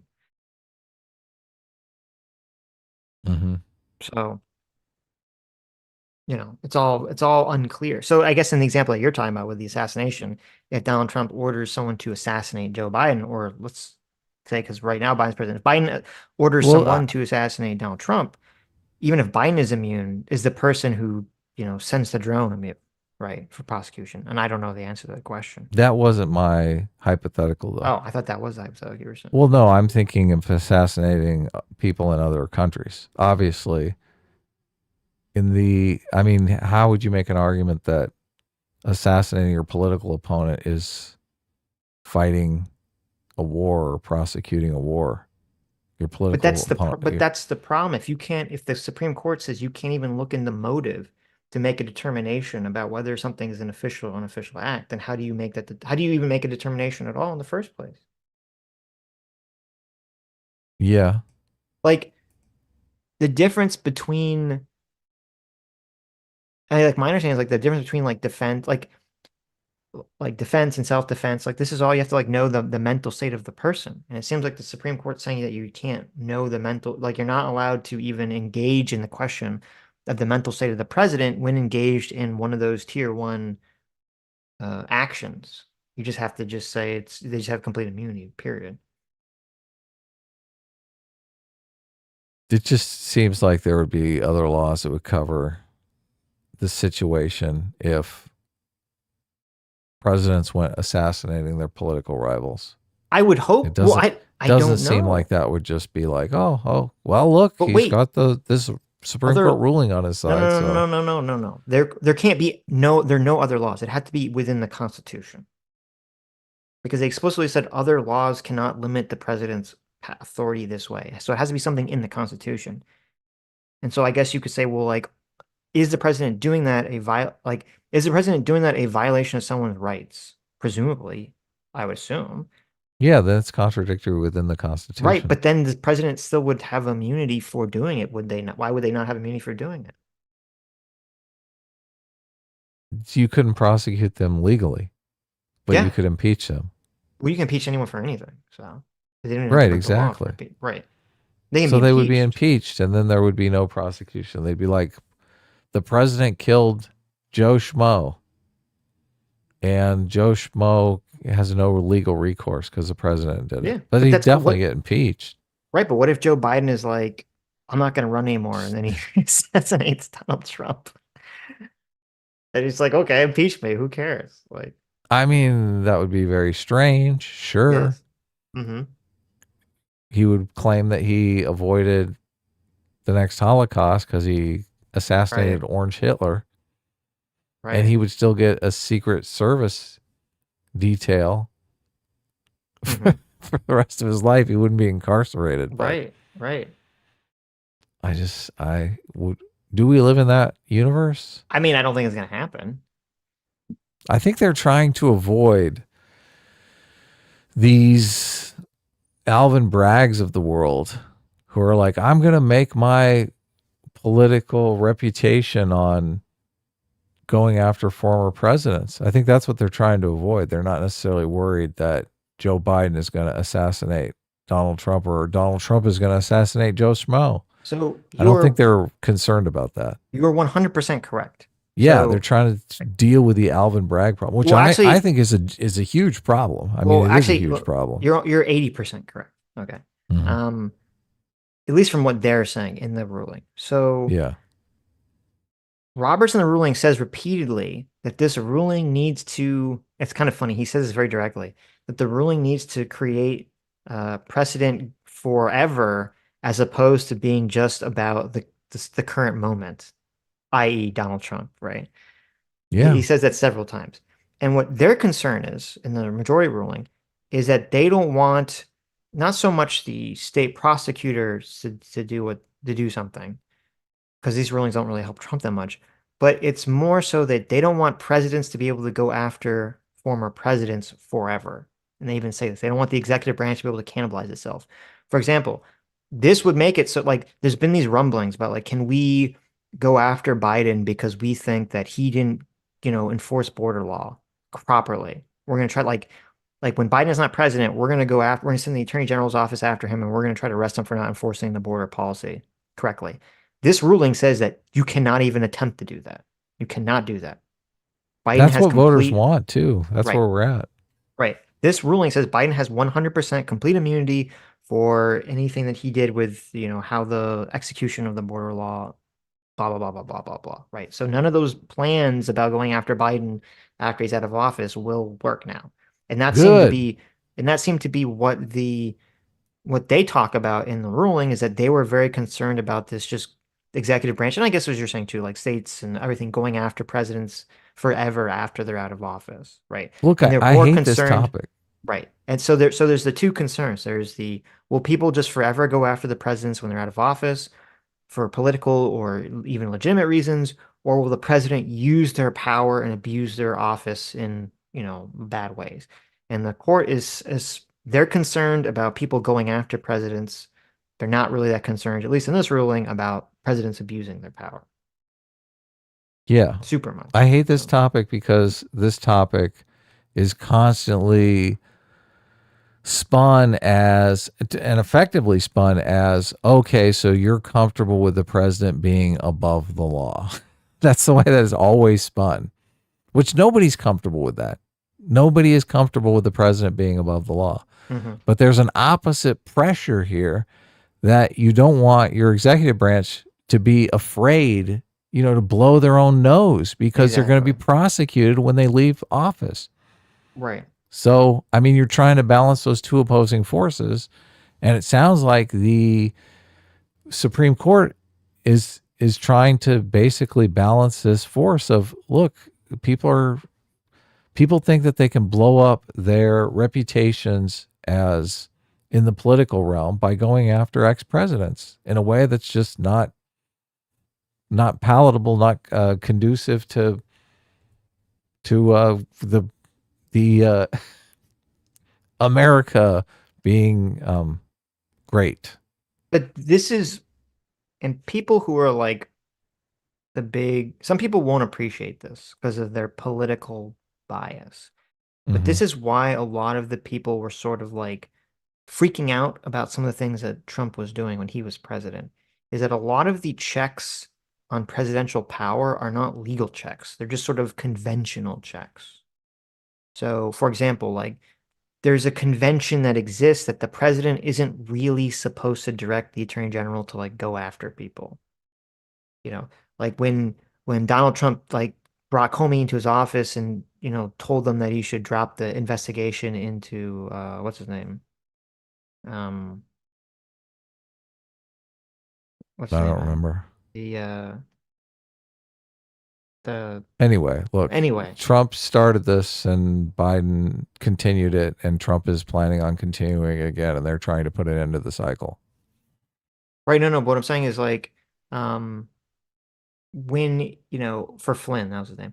When Trump called him in to tell him to drop the case against Flynn, that isn't against the law. In this court case, it's saying that it's not against the law, like 100% not against the law. But there was a convention in place that was like presidents shouldn't do that. And it's almost like Yeah, this social there was convention. yeah, there's all these social conventions that were kind of limiting the president's power, and a lot of those social conventions were broken apart. And now people are saying, well, there's no legal convention. So all that existed that was preventing the president from doing these things are these social conventions, essentially. Right. Well, there was this social convention not to go after former presidents for bullshit either. And That's true too. that social Right. convention has totally been blown out of the That's water. true too. That's a good point. So they're trying to deal with that.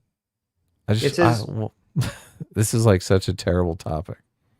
says this is what the ruling said in regarding the president acting on constitutional authority. When the president exercises on such authority, Congress cannot act on and courts cannot examine the president's actions. It follows that an act of Congress, either a specific one targeted at the president or a generally applicable one, may not criminalize the president's actions with his exclusive constitutional power. Neither may the courts adjudicate a criminal prosecution that examines such presidential actions. The court thus concludes that the president is absolutely immune from criminal prosecution for conduct within his exclusive sphere of constitutional authority.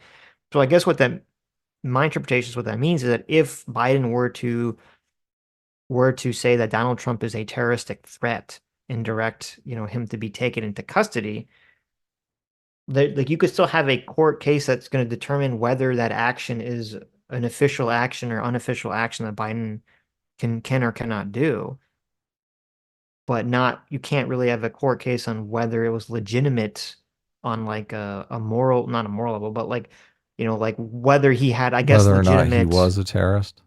Right. Yeah. You wouldn't, again, I don't even know. Like, if the court said that Biden has the authority to do that under the Constitution, they can't even look into whether he was operating under legitimate evidence to take Donald Trump into custody at that point. So that's why people are kind of freaking out about some of this stuff. Um, yeah. Also, acts that have presidential immunity cannot be used as evidence to indict presidents for acts they do not have immunity for. Which, and this is the other issue too. Yeah. So it says that acts that present acts that have presidential immunity cannot be used as evidence to indict presidents for acts they do not have immunity for. That will make it very, very difficult, if not impossible, for any president to be charged with obstruction of justice or bribery, which were some of the charges against Trump, was the obstruction of justice. Now, this won't help him with the documents case because, so if in the documents case, any information relating to like how the documents left the White House, all that stuff would be protected and immune. But the obstruction comes after that, was when Trump wasn't president and getting the documents back. So I don't think this is going to really help him very much on the documents case. Will this help him on the electors case? Well, probably not, because they very specifically say in this case that Trump talking to the vice president about overturning the votes and all that stuff. They're saying that while Donald Trump and the vice president having a conversation about what their powers are is something that's protected, the vice president's power of being, the head of the Senate is not technically an executive, like it's like a quasi-executive, quasi-legislative power because he's like being in charge of the Senate. And so they're saying that that one would have to be adjudicated by a lower court to make the determination.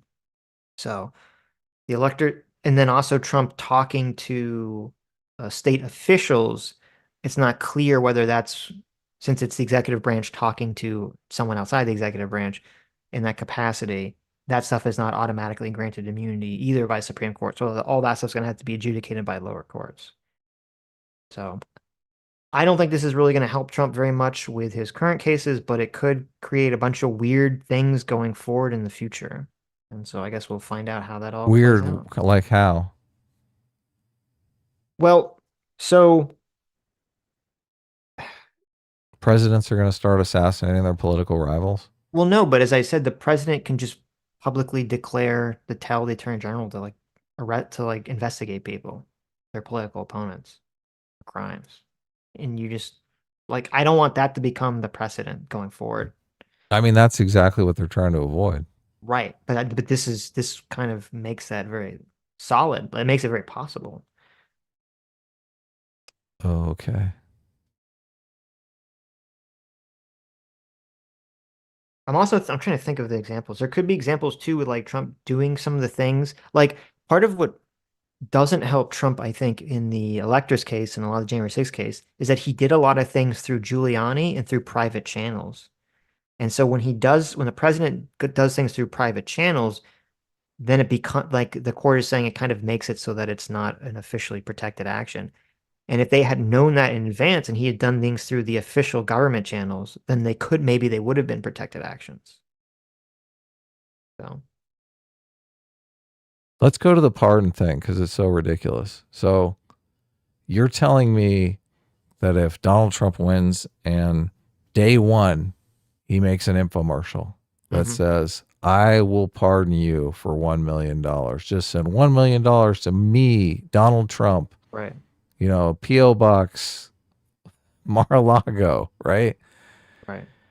Um, that case, like if someone decides to sue him, that case could go all the way to the Supreme Court, and the Supreme Court would say, yes, Donald Trump has every right to sell pardons for $1 million.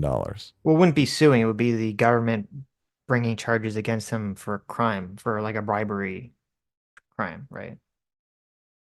Like they can't sue him Right. civilly. Okay. It'd be a criminal investigation, right?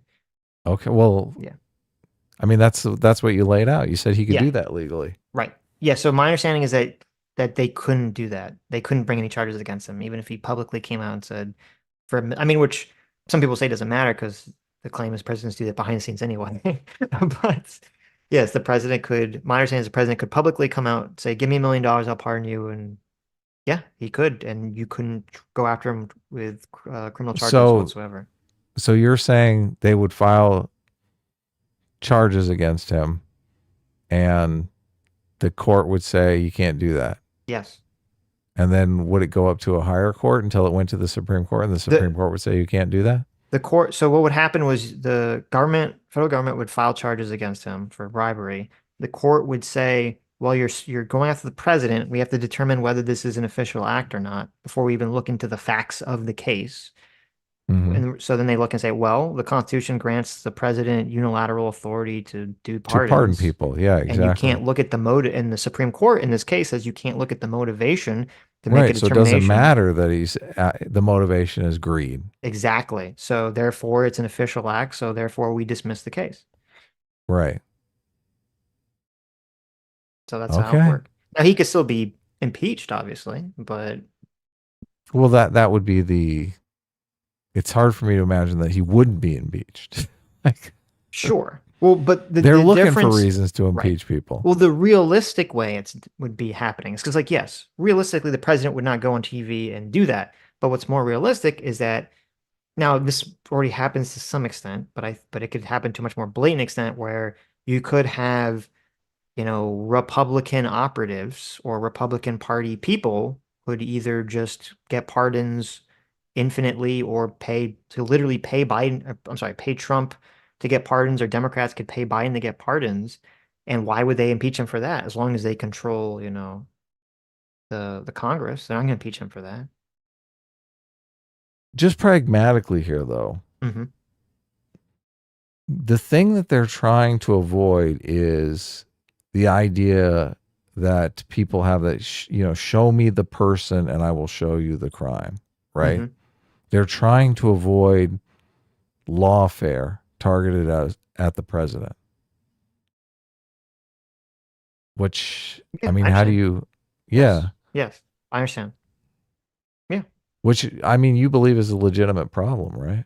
No, it is. That's why, like, there is legitimate problem of And people you just going don't after think the they've solved president. this problem effectively. Right. There is a legitimate problem of people going after current presidents and ex-presidents for vindictive political reasons. That is a real problem, Yes. 100%. There's also a real problem of presidents being corrupt, obviously. And I just I would have liked if this ruling had laid out very clearly why, like, something to assuage the fears of whether the president could do these sort of crazy things people are suggesting hypothetically they could do. Well, And they the didn't do that. impeachment is the remedy for a corrupt president, right? Like as Yeah, but soon as they are impeached yeah, and they commit a crime, then you can go after them, if, right? Then all of a if, sudden the things that they're doing become crimes. right, but like if Biden arrests Donald Trump, he's not going to get impeached for that. You think they're going to impeach for that? I mean, the Republicans would try to impeach him. Yeah, Sure, but they're they're not trying going to to impeach him succeed. for anything. So Right? you're But saying the remedy is too weak. well, I'm saying the problem is that as long as the corruption is in a way that favors the political party, then they would not really conceivably be impeached for that action. Well, and also impeachment, you have to have certain amount of party control just to be able to have a successful impeachment. Exactly. That's what I'm saying. Yeah. Yeah. Yeah. God, this is such a difficult problem. Look, and it's a problem that people don't even really perceive as a problem, which is part of the problem of talking about it, thinking about it. Well, it's Yeah. weird because like my thought on it is that on one hand, I agree that obviously the president should have immunity when engaged in these quote official acts. 100% agree with that. The Yeah, thing I just like a don't police agree, officer. Like, right? The thing I don't agree on in this ruling is this idea that you can't look at the motivation of the person if they're found to be engaged in an official act. That's the thing I don't agree on. That doesn't make sense to me. Because to me, that is one way in which you should be able to make a determination whether someone is really engaged in an official act of their office or just doing something for their own purposes, for their own corrupt purposes, which should be outside of the bounds of the official act of office, right? And you right. kind of brought this up before the stream with the whole Ukraine situation, with Trump trying to pressure Zelensky into, investigating Joe Biden or Burisma before that he would release the foreign aid money to Ukraine, right? Yeah. And it's like, okay, we want to have a situation where the president has the authority to say, "Hey, I believe that this country that we're giving aid money to on a good faith level, I believe that this country is just going to take this, $100 million and they're just going to put it in their like the politicians' pockets. And so I want, to put a hold on this money until we can like look into this further. Well, and you want wide authority to kind of push back against that. Right, right, right. But you want to say, okay, the president should have some authority to do that, but you don't want the president to say, I'm not going to give this foreign aid money to this country because until this president comes over and gives me a blowjob. Right? Like Right. that's and so the thing is what I'm saying is that with this, if you're saying you can't look into the motivation, then how can you make a determination between those two actions? Yeah, it's tough. So You I don't really can't. understand. That's why I don't really understand that aspect of the ruling. To just saying we can't look at the motivation at all to make the determination. Well, I understand the aspect of it, obviously, because in some affairs, the motivation needs to be kept secret, especially I in don't I mean, I don't think that's their thought process on the motivation. what do you think their thought process is I then? think it's because what they said was that simply, let me go look for the quote here that I have from the case. I mean, obviously, some things you lose your leverage if they're not concealed. So, especially in cases of foreign affairs and treaty negotiation, all kinds of stuff like that. I mean, I guess you're right because they're Your saying motivation is, yes, there's super important. they're saying in dividing official from unofficial conduct, courts may not inquire into the president's motives.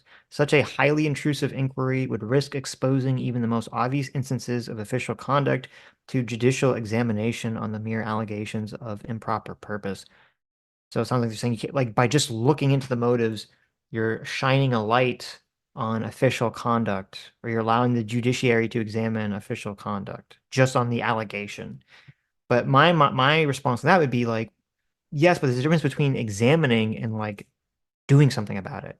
I don't see how the court simply examining something to see if there's a problem is a massive infringement on power. That is a concept doesn't make sense to me. Well, Or you are I guess I don't broadcasting agree our with. motives to our enemies, which is not a good thing to do by any means. You're completely undercutting the negotiation ability of the executive. What do you mean? Well, you're when you question their motives, you're putting out in the world what those motives are. And those motives could be secret because that's what gains you leverage in certain negotiations. I believe you could if you're doing some kind of court case that involves top secret information, I mean you can do it in secret without it being public knowledge, that information. That's like Oh, okay. As long the as you keep Mar-a-Lago it secret, case, I right? guess. Like we're not going to know like what top secret documents Trump had. I mean some of it's leaked out, right? But we're not going to have like all that information. It's not going to be released to the public.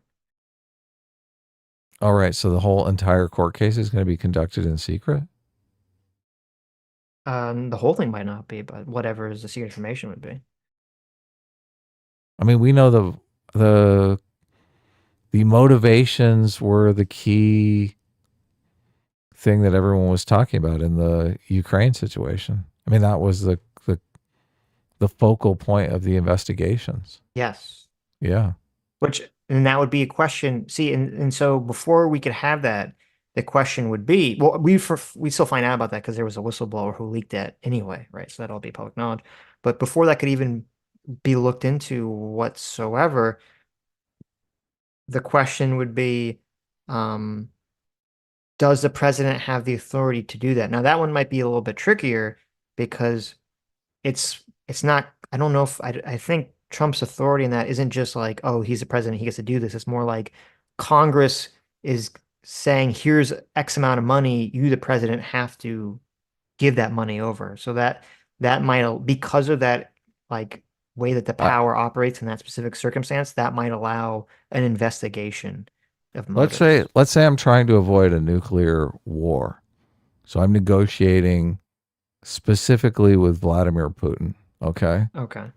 And I'm lying to Vladimir Putin in my professional capacity to Hmm. deceive him Right. so that I can get some sort of deal that I think is going to avoid World War III, right? Okay. Well, if they go in and they examine the lies that I'm telling him, like I could be saying all kinds of lies that make me look like a terrible person, that make me look like a greedy, fucking corrupt individual. But I'm not because I'm doing this. I'm basically playing a double agent. I'm a spy here. I'm trying to manipulate him by lying to Sure. him, by Right. deceiving him. Right. Don't you think once somebody comes in and starts examining those motivations, you run into problems? Like a president might be afraid to even take this tact Yeah, no, that is part of this protection, but I don't know why anyone would ever investigate this hypothetical you've for entrusted political here. reasons. The same. Okay. what, I what do you guess. mean? Why they wouldn't Well, like to investigate? me, it's a Like if you had evidence that Trump was going in mhm. and like collaborating with Vladimir Putin in some sort of corruption scheme, of course you'd be like, oh my God, Trump is a corrupt president. We need to blow the whistle. We need to.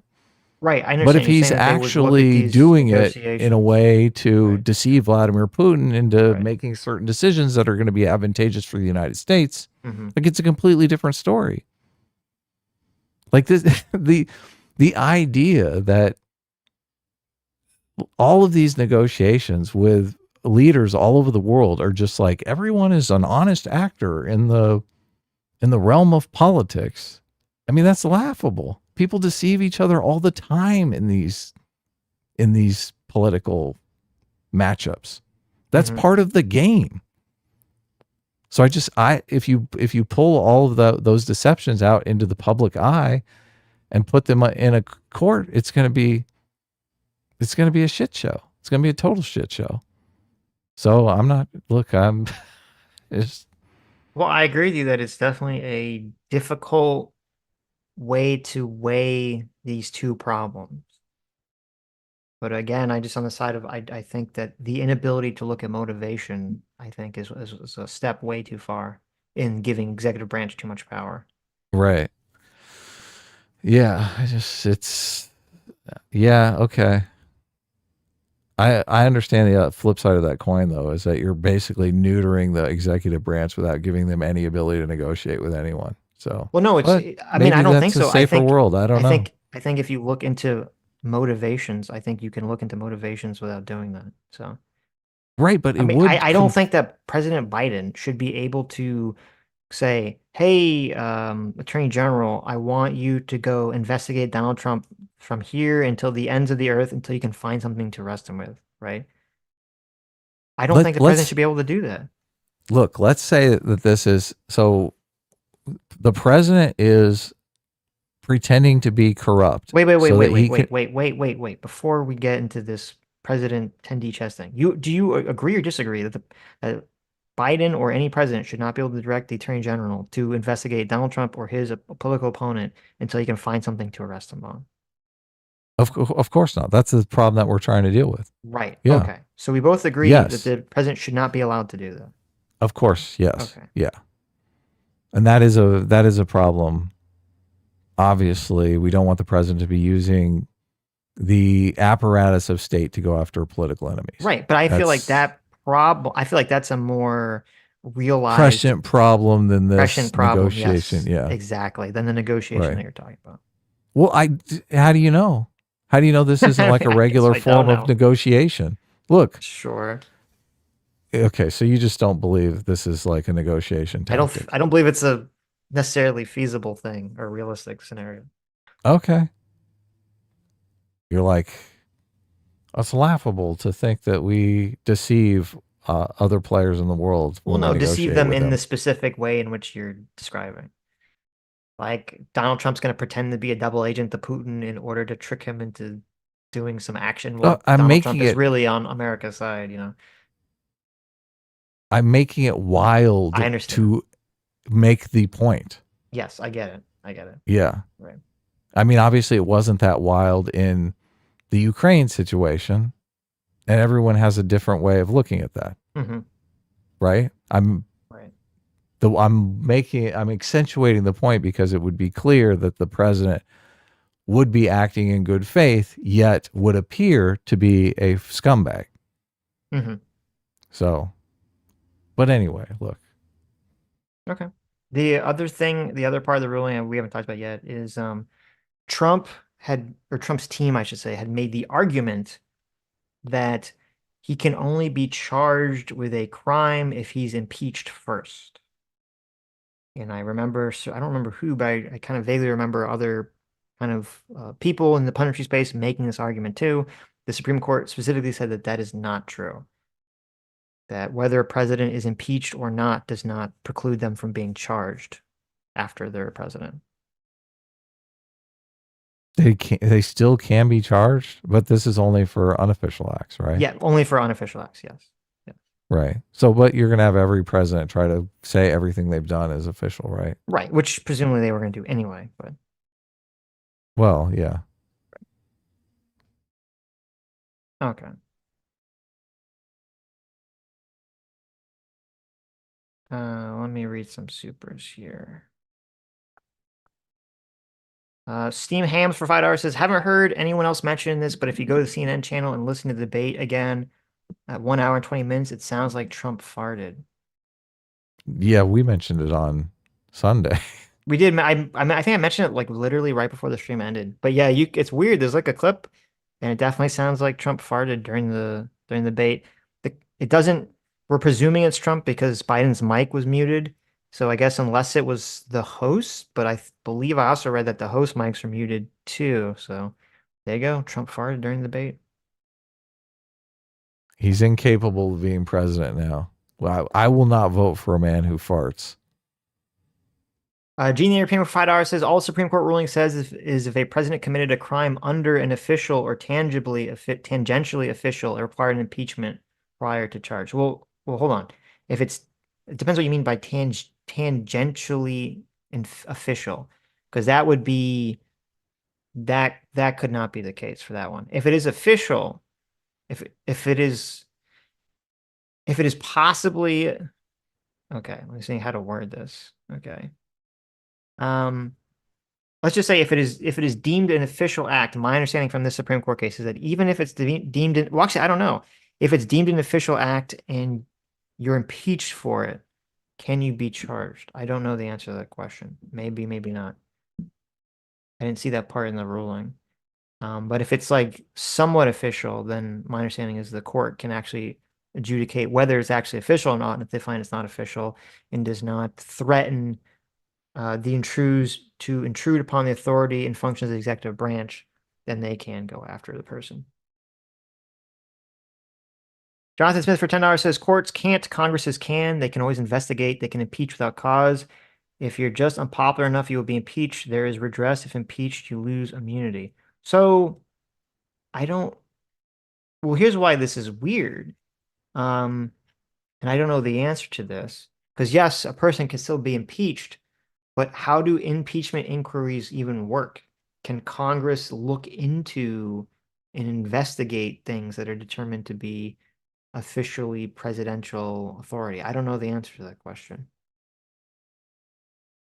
And maybe they can, but then maybe you get into a circumstance where if someone doesn't like submit to questioning, then they don't have any power to really do anything in. Like the impeachment process becomes kind of a paper tiger because they can't really compel the president's office to produce any evidence. They can't compel any witnesses. So that could be a circumstance. I'm not sure. Your local Russian Negro for $5 says, just reading the SCOTUS ruling gave me an aneurysm. It sucks that it's so vague because it's allowing people to make the wildest interpretations of it. Yes. Yes. The Wooster for $5 says, I wouldn't blame Trump going after Biden and co. after what they did to him the past 8 years, just desserts. Yeah, I mean, that's the way a lot of people are going to feel about it. And it's going to basically allow, at least socially, a lot of potentially negative behavior. This is Yeah, kind of it's the way going a to lot of these diminish things the break office down, of the though. presidency. But this is the way a lot of these things break down. Someone says, you broke the convention. You broke you created this thing. And they say, no, I didn't. You did. And they just kind of finger point each other. So Johnson Smith for $10 says, President gives the authority to kill. He's immune. Military must refuse the order as unlawful. They must inform on him to Congress. Then he would be impeached. He loses immunity, then stands trial. Maybe theoretically, one hopes, right? How does he lose immunity if he was president when he did the act? Oh, Well, the question is, if he's impeached, does he lose immunity? yeah. Right. Is that cleared up in the case, or is that still an open I question? don't know. I mean, it seems like all acts done as president are the ones that you're immune for. Once you're impeached, you can acts that you do after you're impeached are the ones you because you no longer have privilege. You're not Hmm. president anymore. No, but you don't. I don't know because well, I guess you do lose immunity because the Constitution says specifically that if you're impeached, you can be charged. So that would be the interpretation of why the president would lose immunity um, if he's impeached. So, but for only for what he's impeached for, I imagine. Binkster for $5 says the subscriber only bit of chat isn't working, guys. Is the chat on subscriber only? Is it on normal? I don't know. I don't know. You seem really down at him. It's you don't really know what's going to happen. It's such a Hmm. complicated situation that it's just I don't really like the hypotheticals. This could happen, that could happen. It's just like, Sure. are people actually motivated to do that? I mean, we have to, now we're kind of assuming that people like the president is innately corrupt and this gives him a bunch of powers so he can act on that corruption.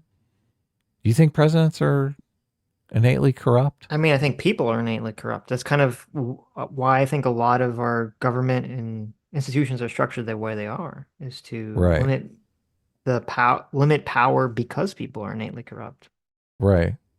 Yeah, we've discovered there are too many powerful people that are committing lawfare on the president that's Hmm. inhibiting him from being able to act in the public's best interest. So, but I guess we're just assuming the president will never act in the public's best interest. Well, not never, but I mean, it's not like a binary. Well, I mean, he's going to act in his voters' best interest, obviously. That's why he got elected. Mr. Ubercross, thanks so much for $20. Says assassination of a political rival wouldn't be an official act. It's certainly not a core power. He might have presumptive immunity, but the presumption would be overcome. They are vague because they can't cover everything. Well, I think they should have covered the two. See, I don't agree. I think they didn't cover the quote SEAL Team 6 scenario and the bribe scenario, which were very specific and were brought out in the questioning and was even in the dissent. They specifically didn't cover those scenarios because they don't have an answer to those questions and they don't want to have an answer to those questions. And when I was reading through the opinion, it seemed kind of like Roberts was just hand waving away those as like ridiculous things that would never happen, so he's not going to address them, as opposed to saying, well, what if they did happen? Um, Now, I would imagine that the president just picking up the phone and saying, like, go kill a guy, like that wouldn't be a core power. But if the president says, I think this person is a terrorist threat, go arrest him, and then the person gets arrested and then while they're and Trump's like, because remember, this was sort of the Republican argument where they were making where with Mar-a-Lago. They're saying, oh no, oh my God, look, the if they put a use of force because they wanted Trump to go act, crazy when they went to Mar-a-Lago and then he would get shot, right? That was the thing I heard 24/7 from Republicans when that, thing came out. And this is essentially saying like, I think you could just do that. You could just have the president theoretically create scenarios where they could just keep trying to arrest a person and either A, just to, make his life hell, or B, to possibly prompt them to resist arrest to get shot. So, but yeah, I mean, I don't know if, I mean, maybe you're right. I don't know because the president can't order drone strikes on terrorists and terrorist targets and things of that nature. So I'm not sure. I'm not sure you're right. Brian, thanks so much for the $50. Says the issue is this is just a framework that judges will work under. The answer to your questions will be answered as the lower courts take up cases and create precedent. The pre the president doesn't have constitutional right to murder American civilians. Um, I guess we'll find out. Eric, I don't know. People are just It's making so very declarative weird. statements. Like if you have like something that like clearly explains legally why this is not true, like send it to me and I'll look at it. Because I mean, I'm gonna be real. When I was looking at the commentary on this, it was just everyone's commentary on this is like dog shit. It's just people saying, "Oh my God, the president's gonna be assassinating everyone," and people saying, "No, they can't." And I'm like, okay, but I don't know which one of these is true. But so you're leaning towards that they can assassinate people. I'm leaning towards the fact that when I read the Supreme Court ruling, I don't understand how you could, if they did, I don't even know how you could, and it's found to be an official act because they said, "Hey, I was, thought this guy was a terrorist or something." Like, how do you even adjudicate that? If unless it's impeached. If they're not impeached, how do you even adjudicate it? If you can't look into the motive. I understand why people are like saying that just reeks of ridiculousness. Like why? That's what I want to understand. Why is it ridiculous to say that?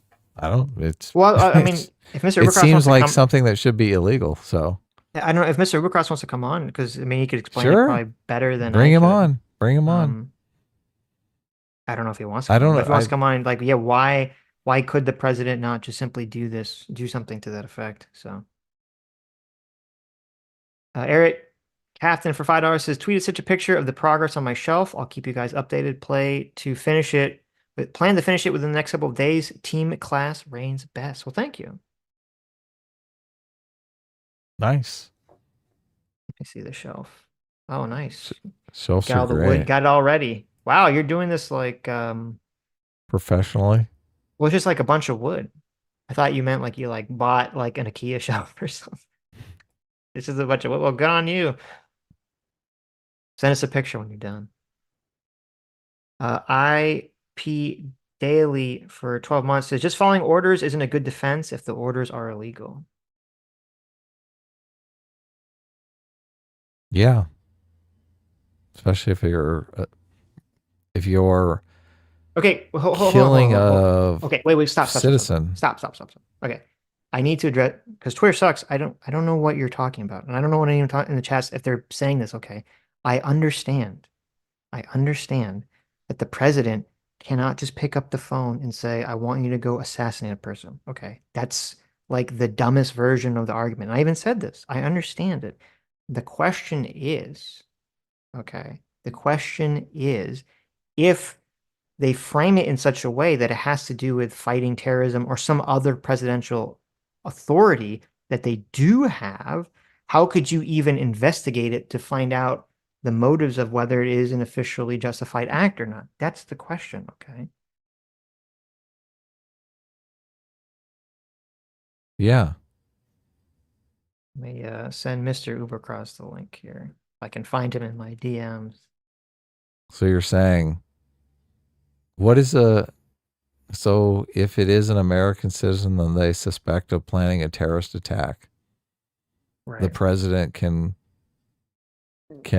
have that person killed. Or What? arrested or whatever. Well, I mean, Homeland Security will arrest that person. That's how's that even controversial? What makes it controversial is the assassination part of it. Well, no, even what do you mean? The whole criticism against Biden is that he's engaged in sending the Justice Department after Trump to bury him in Well, legal that's cases. different than just a Right. random citizen. No, So I understand that, yeah. but I don't think those should just be I don't think those should be immune to even investigation. So yeah. Okay. What's up, Mr. Bacross? Hey, how's it going? Sorry, I'm actually outside of a courthouse at the moment. I just finished up a hearing after I've been listening to you guys. I had to put you on pause and came back on. So if there's some There you road go. noise, I apologize. Official lawyering is happening at the moment. That's right. Well, Yes. earlier. This is not official lawyering at the moment. Right. All right. So in regard to what I think I want to start with like what the Supreme Court left vague. I think they did it intentionally, and I think that it was the right thing to do Hmm. because they don't have all the information. I think that what the Supreme Court should do when they don't know all of the facts and all the facts have not been assessed, they should not develop a test. That it's not their prerogative. They're not supposed to. I think within the judgment, he even said like we're not the court of first review. We're the court of Right. final review. The final stuff comes to us. So we need to send it all back to you and you guys start figuring out a test. And then we can analyze that after you've tried to analyze it. And then we get to comment on what you've done, which I think Hmm. is appropriate. And in this case, when we've said that him talking to the attorney general, of course, that's totally within his purview. That's totally appropriate. Right. The president could fire the attorney general if he said, you're wearing a blue shirt today. I don't like that. I can fire you. There's nothing wrong with that. He can do it for any reason. That absolute immunity, whatever he wants to do. Talking with the VP, however, when he's acting as the Speaker of the House, well, maybe it is, maybe it isn't. Right. Let's send that down. And so if talking to the VP in his function as the Speaker of the House is questionably immune, then why would ordering the assassination of a private citizen not at least be questionable and sometimes appropriate? Because my understanding is that the reason it's questionable when he's talking to Pence is because Pence is acting not as an Correct. executive branch function in that moment. He's acting as the Right. president of the Senate. And so if the president is ordering the private assassination of a private citizen, Hmm. is he acting in his official capacity? If you Is were there to something say in the that this, Constitution that mhm. says the president gets to assassinate people? I don't think that's in the Constitution. No, but if it says that the president has the command, unilateral, ultimate command over the military, Right. Subject to approval of Congress. right, but under what capacity? Well, Congress has to declare war Hmm. for the president to take military action. Correct? Well, obviously that's been circumvented recently, right? It has been, well, kind of, but that's been by congressional authority. Okay, so Like, maybe now we yeah. can get into So, some facts here, right? So but well, wait a minute. The president, there are, okay, I don't know if it's just in the law or the Constitution. The president can act before Congress gives him authority in emergency circumstances, can he? yeah, the president in certain limited functions, I Right, think that's true. But I also think that that would be within the outer bounds of his. It's not a core function. Like assassinating people is not a core function of the president. He's not the assassinator in chief. He's the executive in chief. And so that is not a core power. That's one of the outward bound powers that we would presume he probably is immune. That when When Obama ordered a drone strike to kill an American citizen, that's within the outward bounds. And so we're going to presume that he was doing it for a good reason. So he's probably immune. Probably. You then have to make the argument as to why he's not immune, What prosecuted. what is the difference? Well, what is the difference between core and these outward bounds? So I think that the core powers are the ones that are identified within the Constitution, things that are the provision, like the Article 2 powers that are given to the president. Okay. Those I think would be the things that are core, but many of those are subject to the Article 1 powers of the legislature. Right. And I think So, the military conduct is one of those. okay. Okay. So you're, but is that the only reason? Is because the Congress has authority to some extent over the military use that's why the president couldn't do this? I think that would be, I don't know if it's necessarily the only one, but I think there's two things that it could be. One would be that there's kind of the overlapping of power there. And two, I think it would easily be identifiable as an unofficial act. If president is ordering the assassination of a political rival, I think that you could say that's clearly not him acting in his official capacity as the president. I think that'd be an easy argument to make. And I would bet money that if the president did that and that a prosecutor filed the charge, and if that case went to the Supreme Court, they would say he's not acting in his official capacity. No, we did not outline this as the process that he would have to take as part of as part of the last case that we had, because this was not in front of us. And we're not going to comment on cases that are not in front of us. We're going to comment how could they on make these that facts. determination if you can't look in their motive? How can you make that determination? Well, I think that the argument, you can look at the motive. So that I think is the thing that a lot of people are missing. You actually can look at the motive if the argument that the prosecutor is presenting is this is not an official act. He acted in his unofficial capacity as a private citizen when he ordered the assassination of a political rival.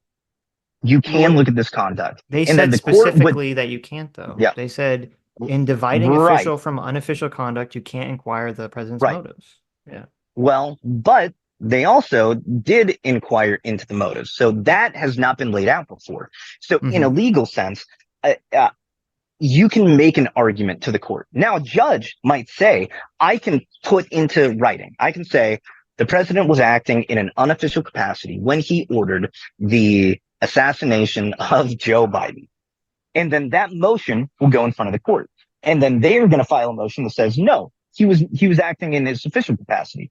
And then that district court judge is going to look at these motions, and then he's going to make a determination. Was he acting in an official or an unofficial capacity? And again, I would bet money that that district judge would say, hiring the assassination of a private citizen that is a political rival that the government has no basis to be able to say was some kind of a material threat to the United States is not the official capacity of the president of the United States. This was an unofficial act. Yeah, this can be looked into. It sounds like you're just saying that like the judge is going to be, they're just going to be like, like I'm going to kind of ignore this part of the ruling and just look at the motive. No, they're not ignoring the ruling. They're following the ruling. They're saying that the presidential acts fall into two categories or three categories: official, right, or core, official, and unofficial. Right. And so if I make the argument and the court has to listen to me on it, that I say this is an unofficial act. This is not an official act of the president. Now, we don't have case law on this because we can't, because nobody has decided that they're going to prosecute a president. And I would bet a little bit of money that every president has done something that some prosecutor would be able to say is a violation of a criminal statute. I mean, when the criminal statute, which is cited in the decision, is that there's a statute that basically says acts that are taken to undermine the United States. And so in that prosecutor's opinion, that act was taken to undermine the United States, well, that's a crime. Well, let's move away from the assassination claim to the, you would agree that this means the president can tell the attorney general to just like investigate Donald Trump infinitely, right? Yes, I think that is true. Okay. I think that the president can tell the attorney general to investigate anyone that he wants to, and there's no one that should be off limits. I think that is correct, and I think it's appropriate. Okay. Interesting. And Well, what about the pardon thing? Just taking money for for pardons. taking a bribe, I think that would probably fall in the same category of the assassination, which would be the president saying, I am open to bribes to pardon anyone that you want," would be considered an unofficial act. I would bet that most courts would determine that. And I would bet that when it came in front of the Supreme Court, they would say, "Oh, here's the limiting principle that we can apply to our past ruling. The Well, past ruling, we said, mhm. kind of broadly official acts, but here's the limiting principle. The president invited an open opportunity to his personal benefit that is unofficial. That the open invite to bribery is an unofficial act. The president cannot officially incentivize bribes. And I Okay. think that would be a strong limiting So principle. to be clear, because if this is what you're saying, which I would agree with, is that you're saying that even though this ruling is like super broad and vague Yeah, and yeah, could potentially allow someone to interpret it, a president to interpret it to say, okay, I can kill whoever I want, or I could take a right, bribe, whatever, because the ruling doesn't say I can't. You're saying as well, right. yeah, even though the ruling doesn't say you can't, and it could be interpreted that you could, when the rubber meets the road and that case happens, the court would then be very specific and say, no, you can't. Yeah, yeah. That Okay. that would be my assumption because that's Okay. happened in the past in Supreme Court cases. Because Right. what they're doing is they're saying, here's the decision I'm making today on this issue. The Right. issue presented in front of me is not about bribery. It's not about assassination. It's not about SEAL Team 6, going out and killing somebody in the street. And then whoever the operator was is like, I was just following orders, which we all know is a great excuse to assassinate somebody. Hmm. That they're saying, no, we're saying, generally speaking, here are the broad principles that we want you, the lower courts, to apply.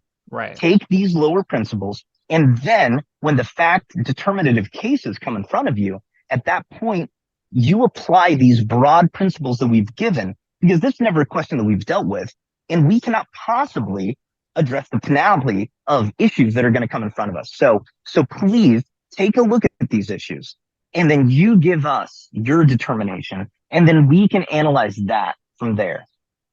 And I think there's a strong possibility based on Hmm. the writing of the judgment that they're going to say, yeah, him talking to the vice president, okay, fair enough. Him having a speech on January 6th, all right, fair enough. He can talk. The president gets to talk about all kinds of things. Those are official.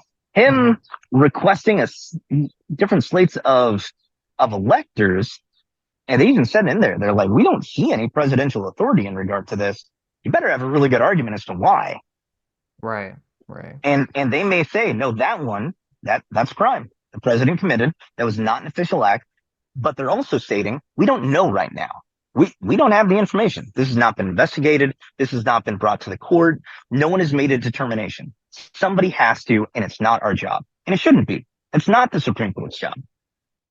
Is there any part of the ruling you don't like? Not really. I think it's fine. I think it's generally a good ruling. I think they Hmm. did a good job. I understand Comey Barrett in her concurrence, she disagreed with that section 3C area, and she's saying we should give them a test. I I actually prefer the majority's position, which is that we're not going to give you a test because we don't know what we're testing. We don't know what to test at this point. So I Right. can't give you a test to use. Like, and her answer ultimately might be correct. She might be right. We need a two-pronged test that we're going to give people that they can use to analyze this stuff. But they're saying we don't have enough information to even figure out what a test could be for a situation like this because we don't have the facts. But couldn't they have been more narrow in their ruling then, if that was the I case? would, yeah, but that's not, they could have been. Of course they could have been. But in my experience, reading Supreme Court decisions, they are never more narrow than is required when a majority opinion comes out. They are as Hmm. narrow as they must be for the issue presented to them because they don't know what comes next. And so we're only going to be as narrow as we must be to either make a determination on this, and which they made on one issue, and on the others, they said, review it. Give us the facts. Give us the information. We don't have enough to make this a more tailored case, but we've given you some guidance. We've told you what we want to do. And that's the way the court system should function, is that the trial court, using what they understand, they're like, we're making a decision. Here you go. It goes up to the appellate case, and they're like, well, we reviewed it. This kind of makes sense. All right, here you go, Supreme Court. Supreme Court says, all right, let's narrow this down, kick it back to the trial court. And now you guys, because they're the finders of fact, trial court, not the appellate court, not the Supreme Court. They have to determine what the facts are for everyone else to review. So why did they include the like, couldn't they have passed the same ruling without including the whole, like, you're not allowed to look at the motive thing? Yeah, they could have. And I think that the reason that they didn't is because what they're saying is that if this is an immune section, then that means because all three branches of government are co-equal. So the president cannot override the Supreme Court. Right. The Supreme Court, in his executive functions, cannot override the president for his constitutional functions. And the legislature cannot override the president for his executive functions. So the Supreme Court or the legislature cannot pass a law that says the president can't talk to the president of Germany. It's a crime. Right. They can't do that. They're not allowed to. So when we get to the top of the echelon, when we're talking about constitutional powers that are invested in each co-equal branch of the government, the president cannot be questioned for those things that are strictly within that. The legislature cannot review it. Now they can impeach him because they're allowed to do that. And the judiciary can't say that you cannot do a core constitutional. That's the Constitution. It says the president gets to do this stuff. He gets to talk to the attorney general about anything, and nobody else gets to say anything about it. That's it. Done. And I think that's appropriate for any reason, if it's within that core provision. Right, if he talks to the attorney general and it says, right. hey man, I want you to, here's $50,000, find an assassin, not kill somebody. Well, he's not acting as the president. Right, but how do you That's even, not a presidential function. How do you even examine that if you can't examine the motivation? Well, you can examine it. So, okay, I think I'm seeing what the differentiation is. So, yes, you can examine it. Mm-hmm. If the court determines that that is an official act, the jury cannot hear it. That is not the same as saying that it can't be examined. Obviously, the Congress can subpoena the president and make him turn over records. It's happened all the time. And that this is not overturning that. This is not saying that Congress cannot request records from the president. It's not saying that a court cannot possibly review it, but a court has to make a decision. Like, you're kind of putting the cart in front of the horse. You're saying that the president will just assert bluntly, oh, this is an official act in the core acts of a president, and so I don't have to give you anything. And the court is going to say, no, we have to make the determination if this is an official or an unofficial act, because you're saying it's official, he's saying it's unofficial. So we have to be able to make the determination if this is official or not.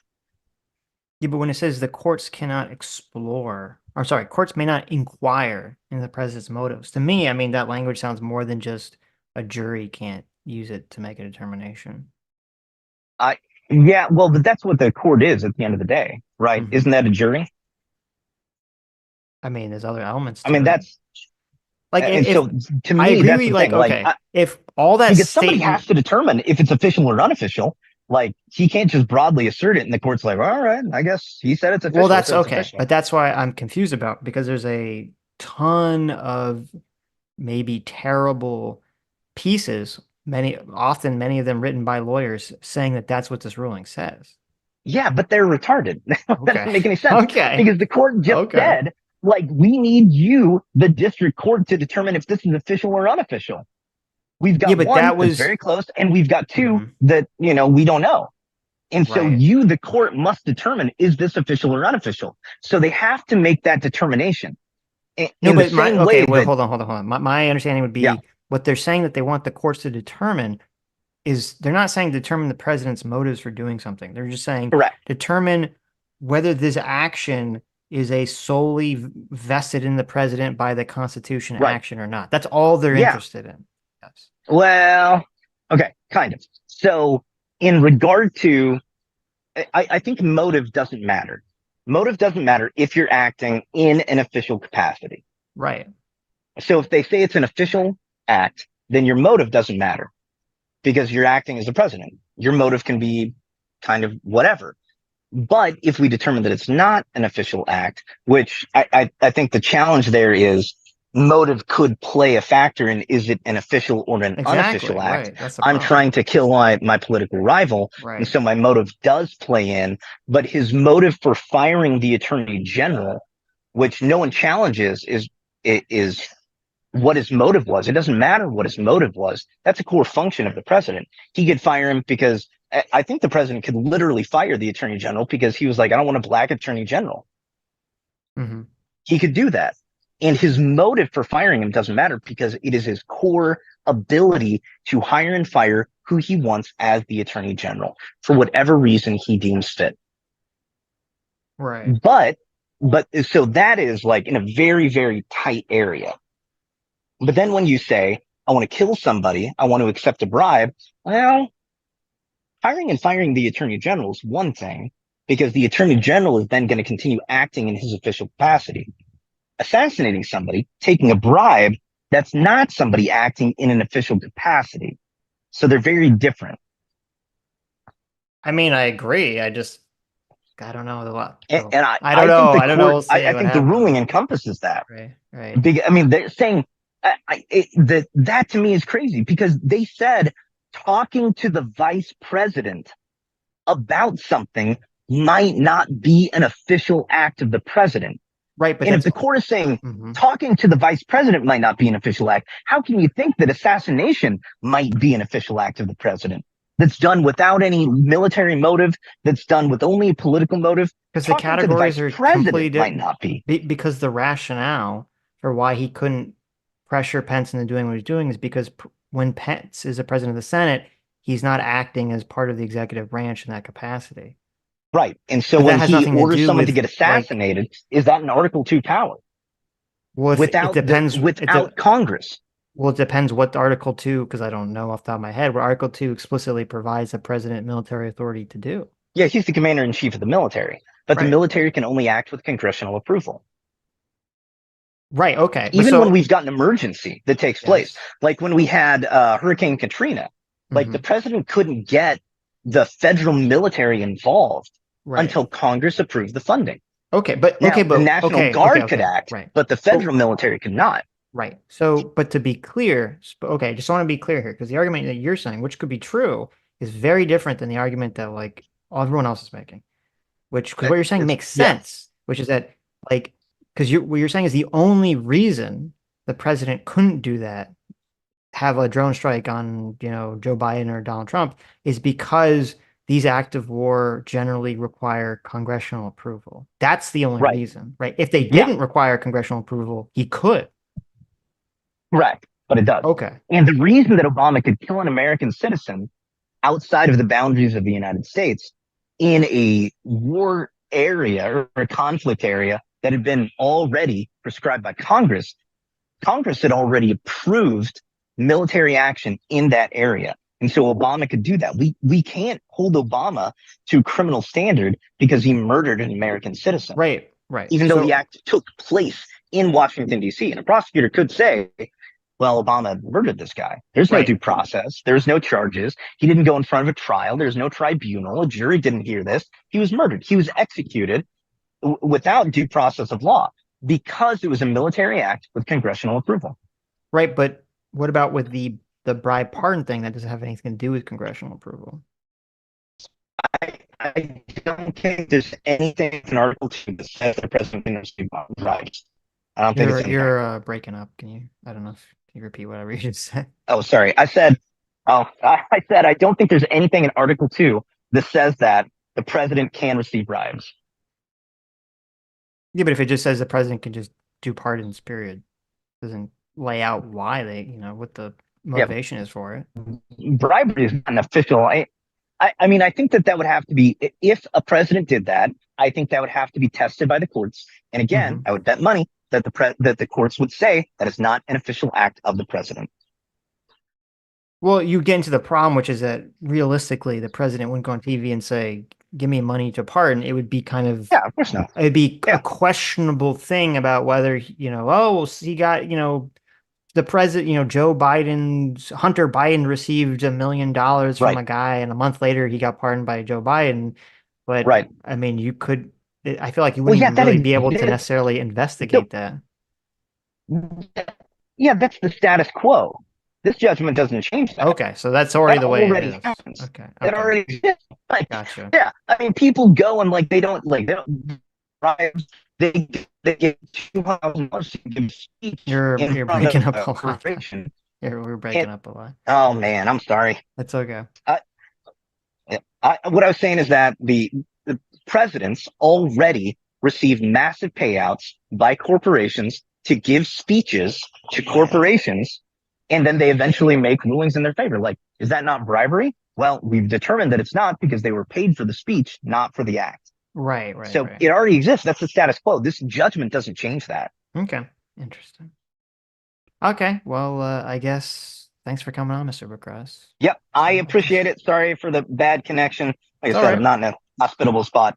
All right, I'll let you go. I'll talk to you All later. right. Thanks for coming on. Later. All right, bye. Cool, fascinating discussion. Okay, let me read the supers. Then we'll see. So, bum, bum, bum. IP Daily for 12 months says just following orders isn't a good defense if the orders are illegal. I guess we'll find out. Thal for $20 says the agencies under Trump do not have his immunity and are further restricted by their scope in the Constitution. This is what the Supreme Court is hanging their hat on for balance. I agree it's goofy, but shrugs. Interesting, I guess. I mean, that would be really weird if we had the situation where the president is immune, but like the underlings aren't. So, but it's definitely possible. Uh, Binky the Toaster for $10 says it's a violation of due process of the citizen of the United States to whom he assassinates. By this logic, Obama's on the hook for killing a U.S. teenager, still illegal to assassinate citizens. That's what I'm saying. People keep saying this, but I don't. I mean, according to what it seemed like Mr. Rubicross was saying, that doesn't matter. It's because it's only because it requires congressional approval to declare war and things of that nature. So, but I have to go look and see what exactly presidential powers the president can do with the military outside of congressional approval. D's Nuts for $10 says the president's immunity for their political initiatives stem from a manifestation of the people's political will. If enough of the general public supported it, Biden could mark anyone. Well, I mean, I guess well, I mean, that's kind of the whole point is the system is that that's not the case, that we don't have this majority rule that individual citizens have, rights that protect them from the majority overruling them. So I understand what you're saying, but like theoretically, we don't want that. Just 35 for $5 says Nixon bros stay winning when the president dies. It's not illegal. Richard M. Nixon, or when the president does it, you put dies. When the president does it, it's not illegal. Richard M. Nixon during Watergate. S class is best class. Thank you. Chat Summer for £5. 5 euros says the gravitational fat anomaly known as DEV. Oh my God. Continues to make havoc in the Caribbean. The so-called man is too obese and needs to be stopped. Why are you so mean to Dev, Chad? Jeez, that's Jeez, so be nicer to Dev. bad. You like Dev here. That was a good So guy. mean. Steve's Pappy for $5 says maybe the ruling is vague because the constitutional is vague. We need an amendment, not a court that presumes more than is possible from original text. Yeah, I mean, I get that argument. I mean, I get it. I get it. That's definitely the case. It just seems like we're not going to get an amendment or anything like that anytime soon, but maybe I guess that's our fucking problem to deal with.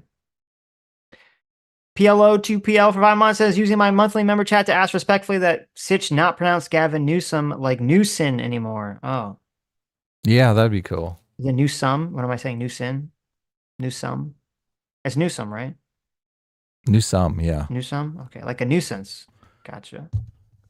Well, I think Cameraman that's why you're mispronouncing it. Okay.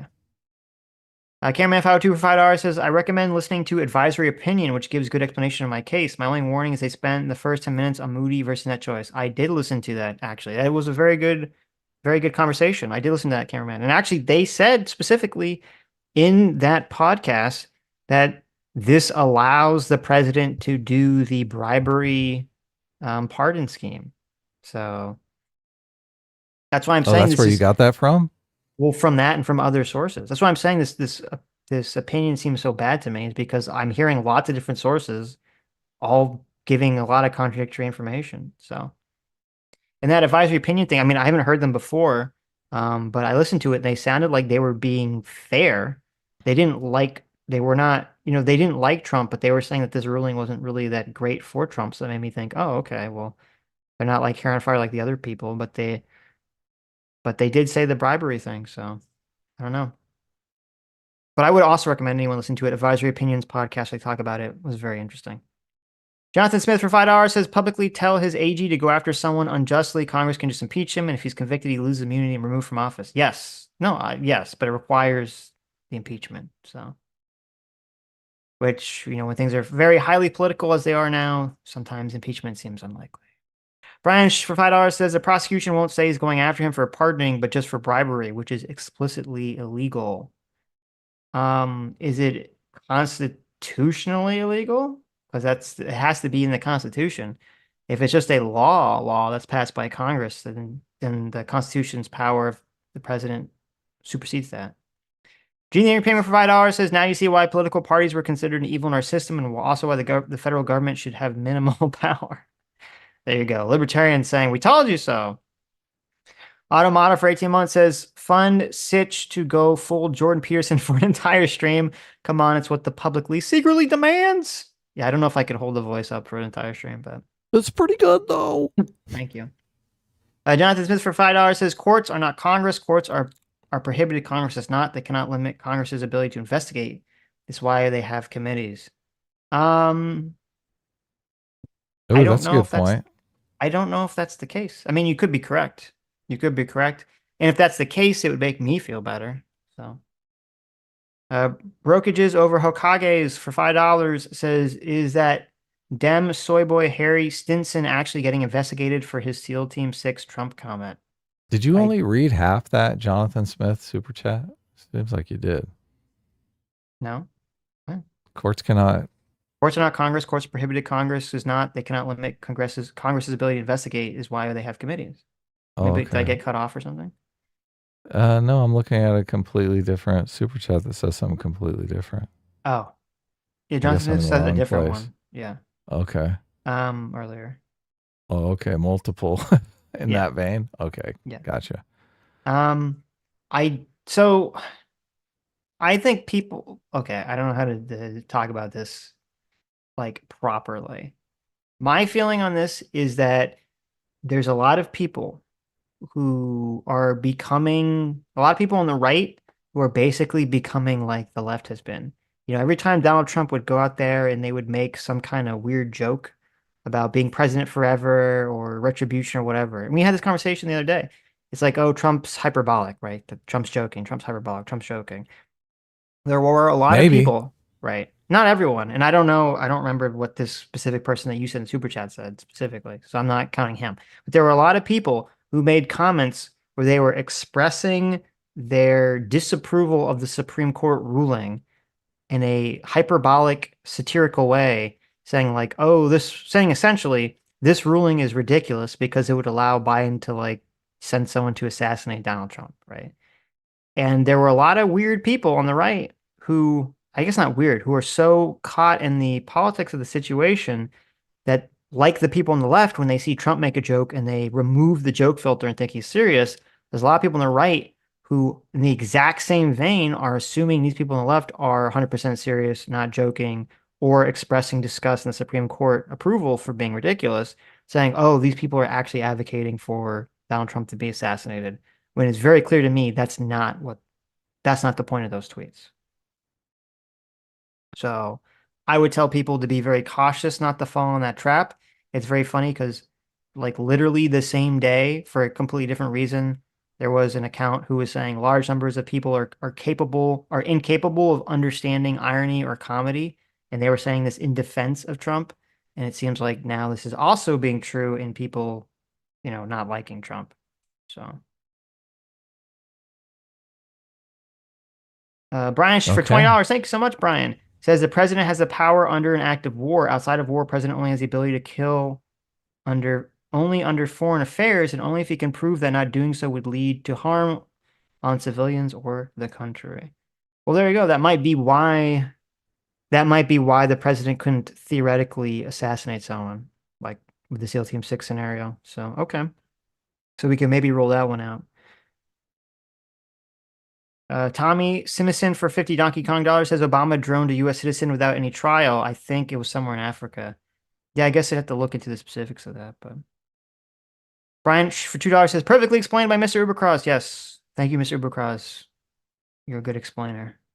Lucy in the Sky, thanks so much for the 5 gifted memberships, despite using chopsticks, which, according to the new Supreme Court ruling, means that I can ask the president to drone strike you for. You can be assassinated for chopsticks now. Sitch. Yes, that's This a is terrorist Sitch's activity. America. That is a terrorist activity. Dr. James, thank you so much for joining the Free Will Seekers.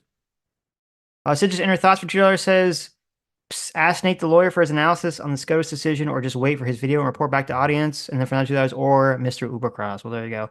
Yeah, no, actually, I am very curious. I do like Nate's breakdown of things and think he's generally pretty good at it. So I am curious to see what he will say about this. So there you go. Okay. What are we doing tonight, Adam? We're watching The Acolyte on our second media channel. Link in the description, link in the chat. So check we're it out. not We're gonna watching watch The it. Acolyte. We're watching it ahead. We're watching it ourselves, and then we're going to talk about it afterwards. Right. What time? So the episode drops at 6 p.m. my time, 9 p.m. your time. So we'll talk about it an hour after the episode drops, right? All right, there you go. So check it out on the second channel. We're going to talk about this next horrible episode of The Acolyte, see what horrors the Star Wars Kathleen Kennedy has in store for us going forward now. Should be fun. Take care, everyone. Bye-bye. Bye.